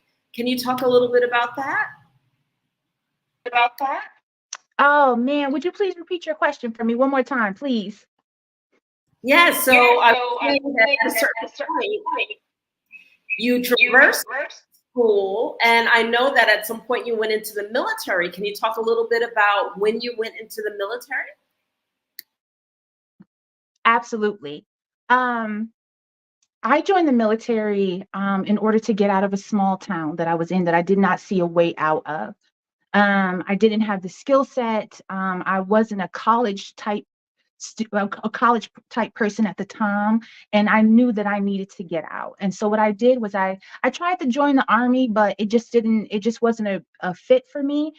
So I joined the Navy instead. And in that process, I can hear my mother's voice even now: do what you have to do so you can do what you want to do. And she really wanted me to go into nursing, and so that's what I did. I was a corpsman for about 6.5 years. I was stationed in Hawaii for most of my time, and I was an EMT, which was probably one of the hardest jobs I've had to do in the military. I did my little bit of time with the Marines as 8404. It was a requirement. The Marines, I don't know what the situation is now, but at the time, the Marines didn't have medics, and the Navy's medics were the Marines medics. And so we had to go and learn how to perform an action with them, which was something that I carry with me to this day as an attribute to who I am now and what I'm able to accomplish. So I did that, learned a whole lot. At the end of my Navy career, I decided to change jobs, and I became a medical photographer. At the time, I was in love with images, and I still am to this day. I love magazines. I love the color stories. I love that type of thing. So I did that for the last probably year and a half or so of my military career. And to this day, I tell you, joining the military is probably the best thing for me. I had like a wild streak. I was like a wild teenager, man. Like I didn't do anything like way too left, too crazy, but I was just a wild teenager in the sense that I had no fear. Like I was just very courageous and very driven off the adrenaline rush of defiance. We'll just say that and leave that there. But you know what I mean? I'm so glad my mom isn't here because she would be like, "Oh, let me tell you everything." But we're not gonna. I'm glad she's not here to tell these stories. But we're just gonna leave it at, you know what I mean. I just really thrived off of that, and it like a double-edged sword to everything in life. That really helped me. That drive off of adrenaline really helped me, which pushed me into some of the things that I'm involved in now. So yeah, that's what happened with that. So that's phenomenal. There you are, this woman in the Navy, and okay, so it's like taming yourself, right? The discipline, you're sitting there, you're doing everything that you need to do for yourself, and you're tending to yourself. And that has to have taken a fundamental change within you. So talk to me a little bit about your mindset when you got out of the military. What changed for you? The military really showed me who I was, what I was capable of. And they say that you know who you really are under heavy duress. And I knew that my heart was ready for entrepreneurship. We know that entrepreneurship is feast or famine. There is a period of time where there is a lot of struggle where you're trying to figure it out, especially if you don't have a blueprint to follow, or you're trying to get into an industry that you don't exactly know how to get into it. At the time, for me, the first businesses that I owned was something called ITM Live and G1 Magazine. I remember my first experience with magazines. I saw Iman, the model. I don't know if you remember who Iman it was, the model back then. I saw her on the cover of Essence magazine, and it just blew my mind.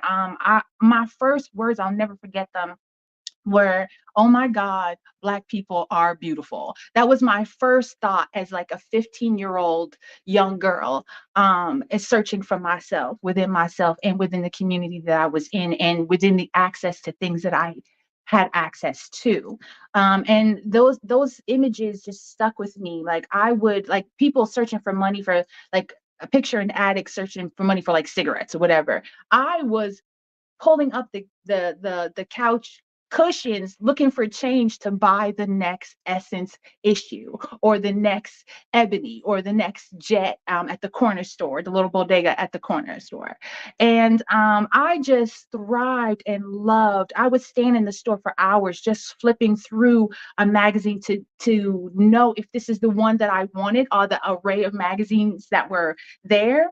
And I would just thumb through these, and the store owner would be like, no, either you buy or you leave. So, you know what I'm saying? I would finally make my purchase and go home and look at that magazine in the comfort of my home. Like I had seen it for the first time, like I just didn't look at it at the bodega just then. So the military really gave me the strength I needed in order to pursue those endeavors, along with ITM Live, which I loved music. When music videos were first coming around big, Yo MTV Raps, VH1, I can't even think of them all. I was right there. With some of those songs that were like huge at the time. Boy George was huge at that time. Michael Jackson was huge at that time. I loved Ola Ray and Thriller. Can you tell? I loved Ola Ray. Oh gosh. That's what the military did for me. It let me know who I was and how to use what I have in this package, if that makes any sense. So you have your confidence, you got it together, you know what you want to do, you know how to present yourself. So you channel this energy, right? Now it's time for you to work. Talk to us about your work, how you identified what you wanted to do, and how you stepped into it fully. Fantastic question. I was doing something that I didn't know was a thing, which was listening to my inner voice and follow my heart and my dreams, against what people they love you. People love you, but sometimes in that love, they want to protect you from their fears. And I just really I went hard for a long time. As a matter of fact, while I was waiting in the green room, waiting to enter in, I received a message on Facebook from some people that I was doing ITM with 20 years ago. They tagged me in a video that we had done to promote the ITM Live thing. And I was like, my God, was that 20 years ago that I had all that fire and passion about that? And the things that pushed me now from then was military to G1 ITM. What is pushing me now is after my cancer diagnosis. It came as such an abrupt. It was an abrupt interruption into my life. I was dying and I didn't even know it. There were no signs and symptoms that I knew of. The type of cancer, adenocarcinoma, started in my spleen, and I didn't know the signs and symptoms of a cancer that started in your spleen in that way. I was aware of breast cancer because it's widely promoted.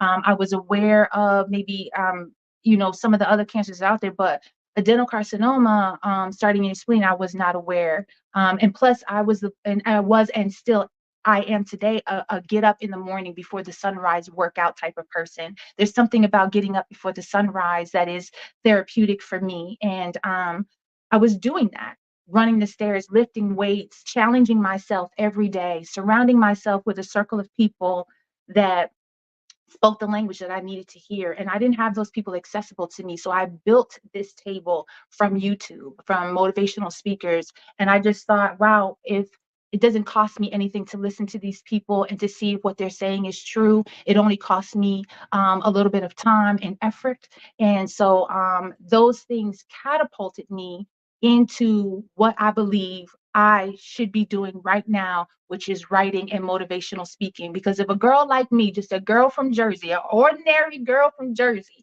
can accomplish what I have accomplished, at the first time I had cancer, it was an idea of how to get over. It was an idea how to cross the bridge from where I was to where I wanted to be. At the second time I had cancer, it was a blueprint. The second time, I was like, okay, I know what I did the first time to get over. Is it a fluke? Can I do it again? Can I prove it to myself, my children around me, my family around me, the friends that I have? I have a very small circle, and that's for a reason. Can I do it again? And that's what catapulted me. I hope I answered your question. You actually did. And I'm going to go back just a little bit because you said a few things and I want to just make sure that I have clarity of understanding. So I just want to know what the G1 is and the MT Live is. If you could just share a little bit about that, and we're going to progress you through. Okay, fantastic question. And thank you for backing me up on that. G1 magazine started for God first. I was there was nothing like God, like the church and God was everything. And I was different in the church at the time. And at the time, jeans weren't accepted, and casual wear wasn't accepted. The idea of bringing your best to God at the time was heavy. But I was unaware of that because I was not brought up in the church. God found me where he found me, and it was not in the church. And so, because like I talked about it, my years as a young girl, you know what I'm saying? I was, you know what I mean? I was doing what young women, you know, I was having a great time living life, and God found me where I was. So I didn't grow up exactly in the church. I have a really strange background when it comes to church.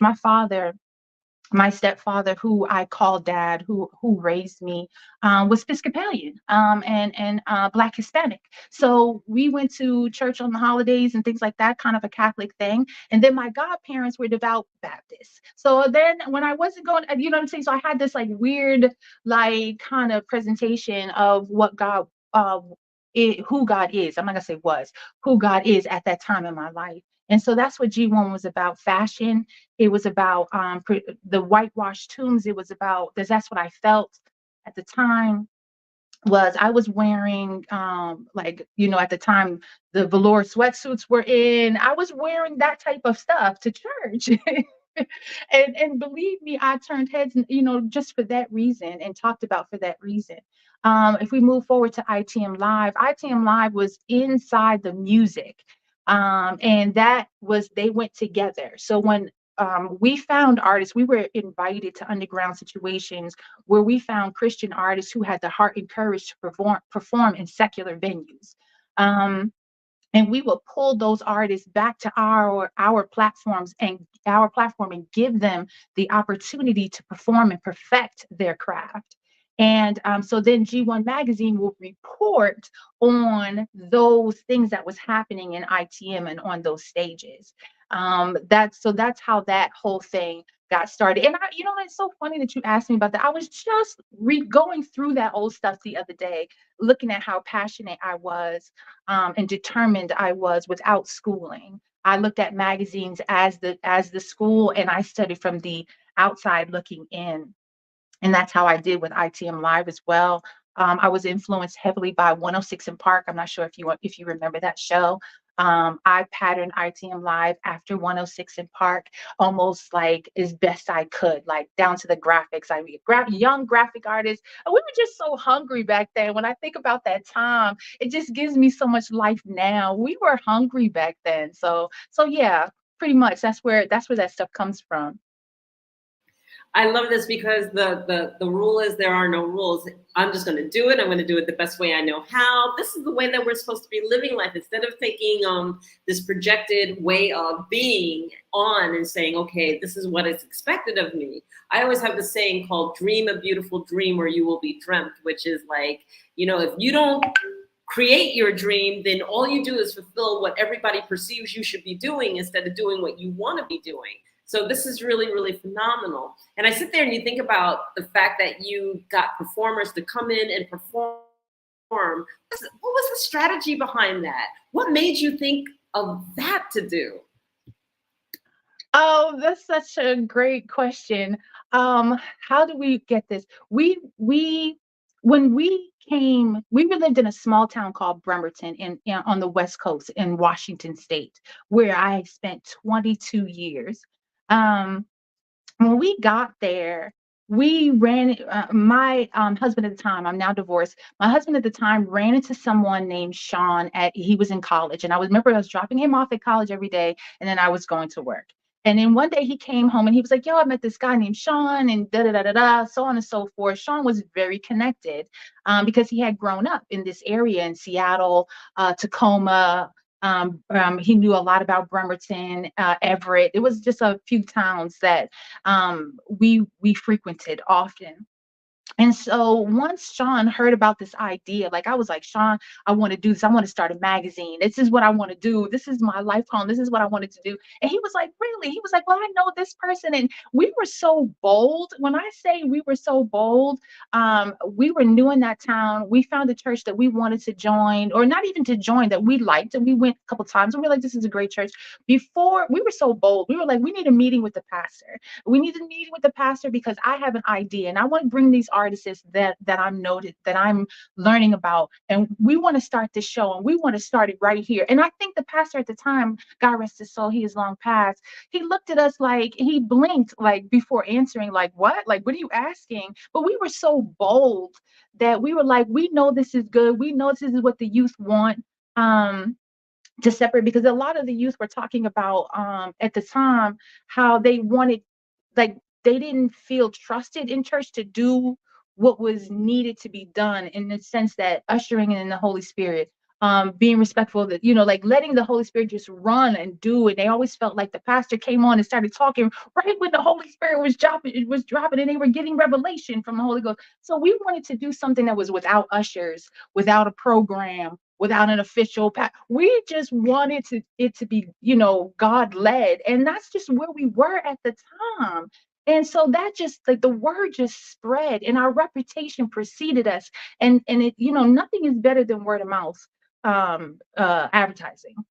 Nothing is better. And that thing ran so quickly. Next thing you know, we weren't running the business. The business was just rolling and we had to keep up with it. It had gained its own identity and we just had to keep up with this thing. And that thing ran for 8 years. 8 years we did that. And then after a year of successfully doing that, we wanted to reward ourselves. Like, how do we celebrate that we made it a whole year? And so, lo and behold, BET award show was coming on. I sat down with a pen and paper and wrote down everything that happened, play by play. And that's what we did. We celebrated just like that. And that just grew. It was crazy. It was a beautiful thing. Absolutely beautiful thing. That's a phenomenal story. I think every youth should hear this story, because that's what it is when you are led by your heart. You fall into play, that it's successful. That's exactly what is supposed to be taking place. So that's phenomenal. I'm so happy for you. I love hearing it too. So you have a little funny story to tell us about sneakers. Tell us your funny story about sneakers. Great. This is, and for every entrepreneur out there, I really want you to listen to this, because it was in 2020 hindsight that I realized what had happened. My ex-husband was playing semi-pro ball at the time. And so we left ITM and G1. We felt like it had run its course. We had life had happened to us. And so we needed to transition. And we decided that we were going to live regular lives. After ITM and G1, we were going to get 9 to 5s. be like everybody else and just go to work and come home, play with the kids, that type of thing. But of course not. That's not, because that's not the calling on our lives, either together and individually. It came around that he was playing ball for a couple teams because he loved basketball. And it was presented to us to own a team. Well, before owning a team, he had to play in order, and like we needed to know what the ins and outs were. And at the time, the pay wasn't very much, and the guys were only getting, and I dare say this, $25 to $50 per game in this semi-pro league. And everybody was just complaining about this money, like, oh, what am I gonna do with this? I ain't gonna do nothing. Da da da da da. This is chump change. They just complained about, and I was just like, well, it's one check for us, but if we can get everybody's check on the team, everybody's $50, everybody's $25. So what my ex did was, at the time we were selling sneakers. That's when we had figured out how to get merchandise from China. And so we didn't know if the Jordans in the Nikes were real or not. They looked good. You know what I'm saying? They were put together well. And if you wasn't gonna tell, we wasn't gonna tell. That's how we thought about it. So he had a whole trunk full of sneakers, and he used to roll around with this suitcase full of sneakers. And so at the end of the game, he didn't even hardly get any playing time. He was a great player, but they put him on the bench more so to keep them from playing against him. They put him at the end of the bench for a little while, and he had to deal with that, which he dealt with that, really well. So what he did was, at the end of the game, he would call the players over to the car, pop the trunk, and be like, "Guess how much these sneakers are? $50."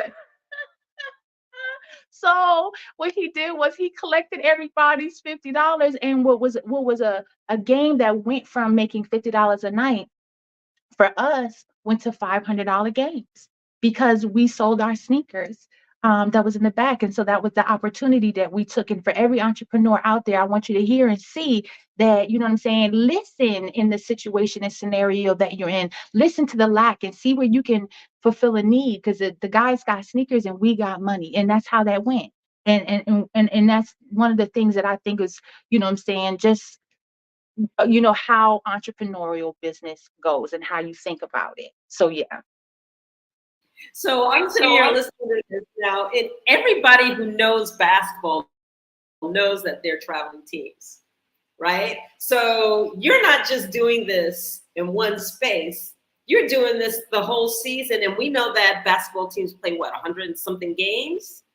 Really tell us about your entrepreneurial experience here, because you're just scraping on the tip of it versus what it really is.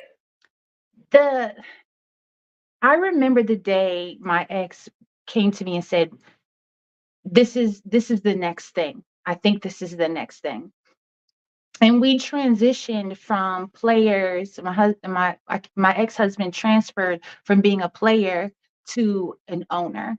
And I remember the day we sat in our room at the desk trying to come up with a name and a business plan. I was in college at the time, so I took this and made this all my homework. So I was in business school at the time, so I did my business plan. We did all the research, and once I had gotten done with the research, I was actually afraid because the ABA didn't have the best reputation. And so we were aware of the pitfalls and why these teams failed. And I think being in school and forcing me to study that really was a blessing in disguise for a lot of it. And so since we knew what the pitfalls were, they fell into the things that we had just come out of: promotion. And because we had done ITM and we had done G1 magazine, those transferable skills transferred from that to this, because at the end of the day, basketball was entertainment and we had just come from entertainment. And so I understood. I became kind of like the home court manager in a sense, where I knew that as a girlfriend and as a wife at the time, watching my ex play, I was bored until he got on the court. I really wasn't interested in the game. I was interested in watching him play. So then I thought, man, how can I make it more entertaining for the wives, girlfriends, and the children? Well, then I was like, we need a dance team. We need a dance team. We need halftime entertainment. We need a DJ. We need to make this a party. We need to make this a community thing. And that's what we did. And because we had that experience from prior to, we were able to move that thing to that. Because we were able to do that, we attracted international players because we did that. And so I remember, I'll never forget his name. His first name was Bo. There was no way I could pronounce his last name. So, forgive me for that. Bo was his American name. And he had come from China to play on an American team and get the clout for an American team. In 2020 hindsight, I see what he did. He was a great practice player, but he just wasn't that great in a game. I think maybe I don't know, the nerves. I don't know. I cannot speak on that. I can only speak on what I saw. But we didn't know that he was heavily connected in China. We had no idea. So we just treated him well. Like, I just felt like, man, this guy's coming all the way over. We just need to treat him well because he's far away from home. Lo and behold, he takes us back to China. Oh my God. His family, they're dignitaries. Of course they are. And then we are traveling from town to town. You want to talk about celebrity? Over in China, we had a little bit of celebrity. Like, it was just an amazing experience. Children running up to us. We signed more backpacks. I took more selfies. I found myself in a room full of dignitaries singing karaoke. Listen, anything was possible. You did what you had to do for the job. You know what I mean? I found my role. I was not a player. I was an owner, but I was like, what can I bring to this team? Fashion. That's what I brought them. I brought them fashion. I brought them beauty. And it just seemed like Beauty and the Beast. And it just went together. And it just worked. And that's how we worked this thing. There were a lot of pitfalls and a lot of things I wish I could go back and redo. But out of it all, the blueprint is here. We don't have the team anymore. 2020 came with COVID and shut down a lot of the work. And a lot of people may have thought that was the end of their business. For me, there was a birth of a new start. And I took the opportunity in 2020 to come here to Virginia to start over for myself and bet on myself.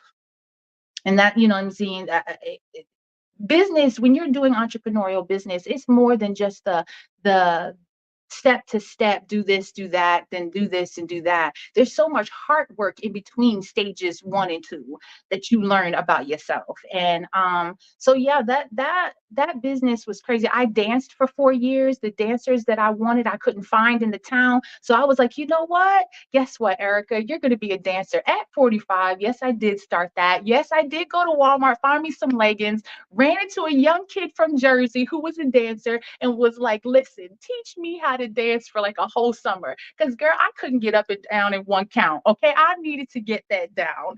And so that started off my athletic, my workout journey in life. I haven't stopped dancing and I haven't stopped working out since. It's just part of who I am. I love it. I love it. I love it. And so out of all of these experiences that you had, what is your passion? What is it that just calls you from your heart to say, this is it, this is me? As if you could not hear it already, my passion is to share my life journey. My passion is to share the things that I have learned while I was going through the fire. My passion is to share those things with people who feel like they can't move forward into their calling and their dream. I feel like the reason that I went through those things and I did not die is because I went to the depths, to the darkest, and brought back information. I went into the fire.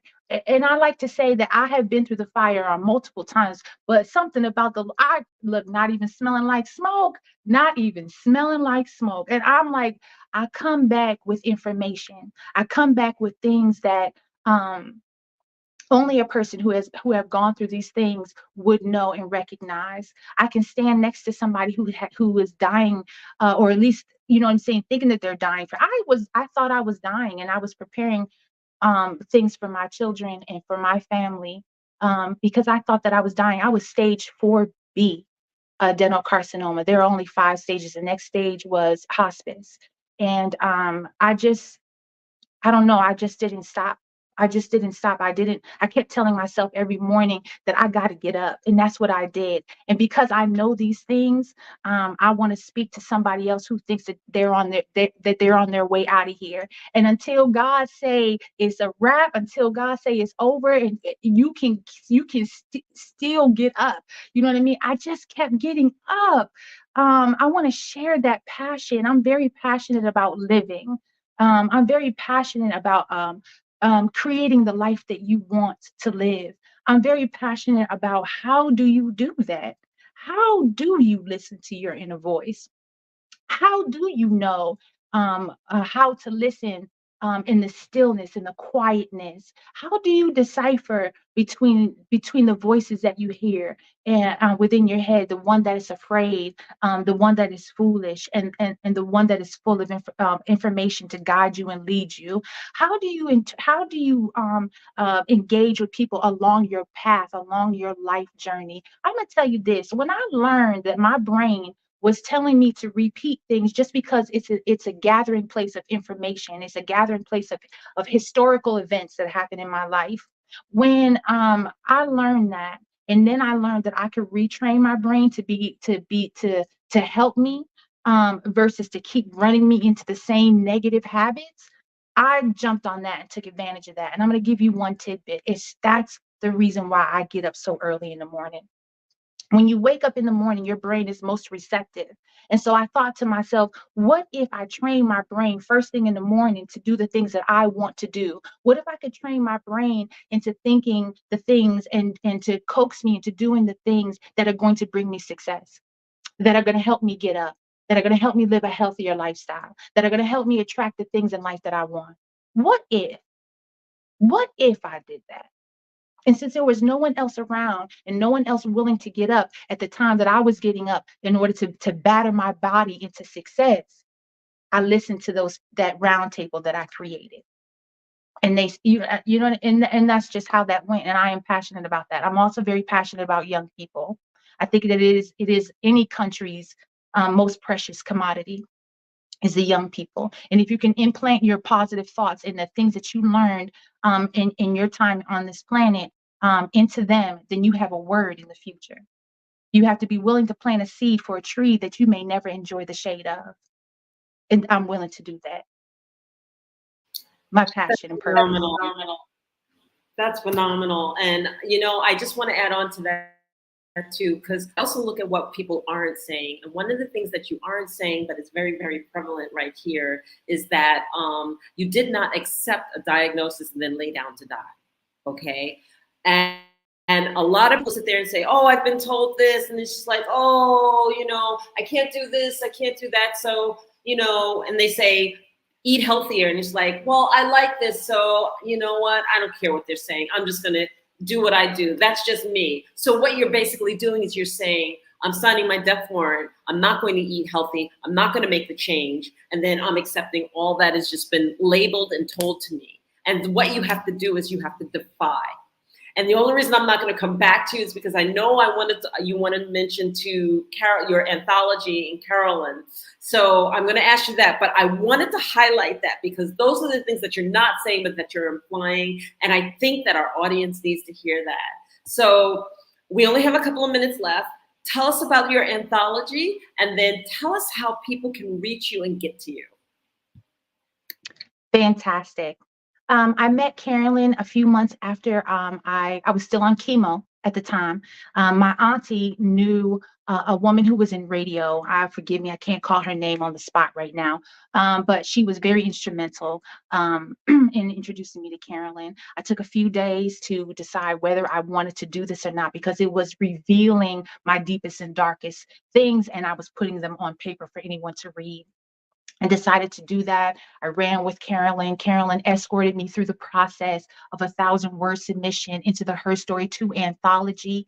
And ever since then, I found that writing was therapeutic for me, and not only for me to look back on and for me to move forward from and see how far I've come, but for other people to see that where I started, and if you can relate to where I was, then you had a platform. I was giving you a platform or confirmation to spring forward from that. And so that's how that went. And it also led me to write another book that I am currently writing right now called Badass. It's my cancer story. It's my business story. I want to say that how can you reach me? Very simply at Miss EJ Robinson at Instagram, Miss EJ Robinson and Gmail.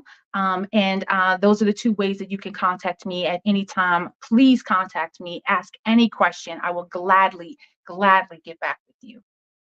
I want to thank you so much for sharing your story. Thank you so much for being here. And I'm sure that people are going to reach out to you.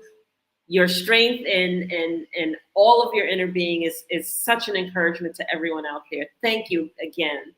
And genius is coming, and we'll see you on the other side. What if you could build your own city? A place where every child can find nurturing people to help them achieve their full potential. A place where every adult can access job training support. Where health education is abundant. Where social justice ruled the land. A place without limitations. Welcome. You have arrived at STEM City USA. It is what every city should be. A safe and trusted community where you find people and resources to help you become everything you are and beyond. STEM City is unlike anything you have ever experienced. It is a digital twin of the world around you, only better. STEM City is about energy and soul renewal. It is more than a digital world. You can almost feel the power of live cultural events, music, and theater. STEM City promises a better future for children with caring mentors and hands-on activities with dedicated tutors to support our youth. STEM City is your passport to a healthy lifestyle with weekly events addressing our community's many issues. STEM City is your financial well-being with helpful information on wealth management, career advancement, job training, and so much more. STEM City is the community you deserve. It is the city where your dreams can come true. STEM City USA, a place in the sky that is accessible to all who reach for the stars.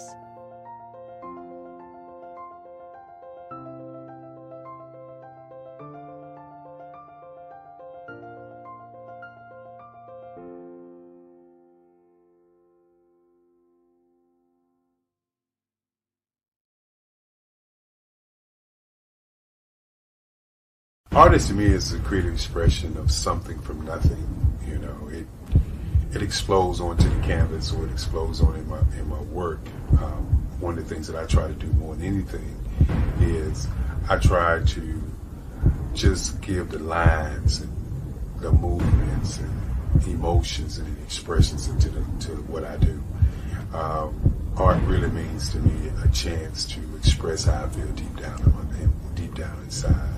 Most of my art begins as a thought that I might have, you know, whether it's sports, whether it's history, whether it's a woman or a man. It pretty much starts as an idea of thought before I get into the actual image of what I'm going to draw. I do a lot of historical pieces. I was a history minor in college, and I love to do history pieces.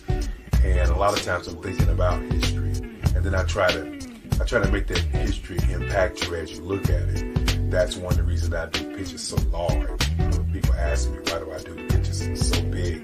And I tell them, I want the piece to impact them as they're looking at it, to kind of dominate them, dominate their space.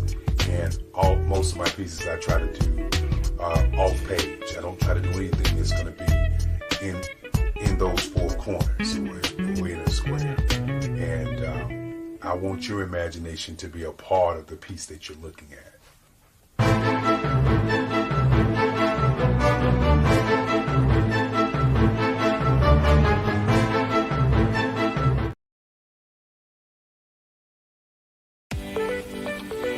You are in the right place at the right time.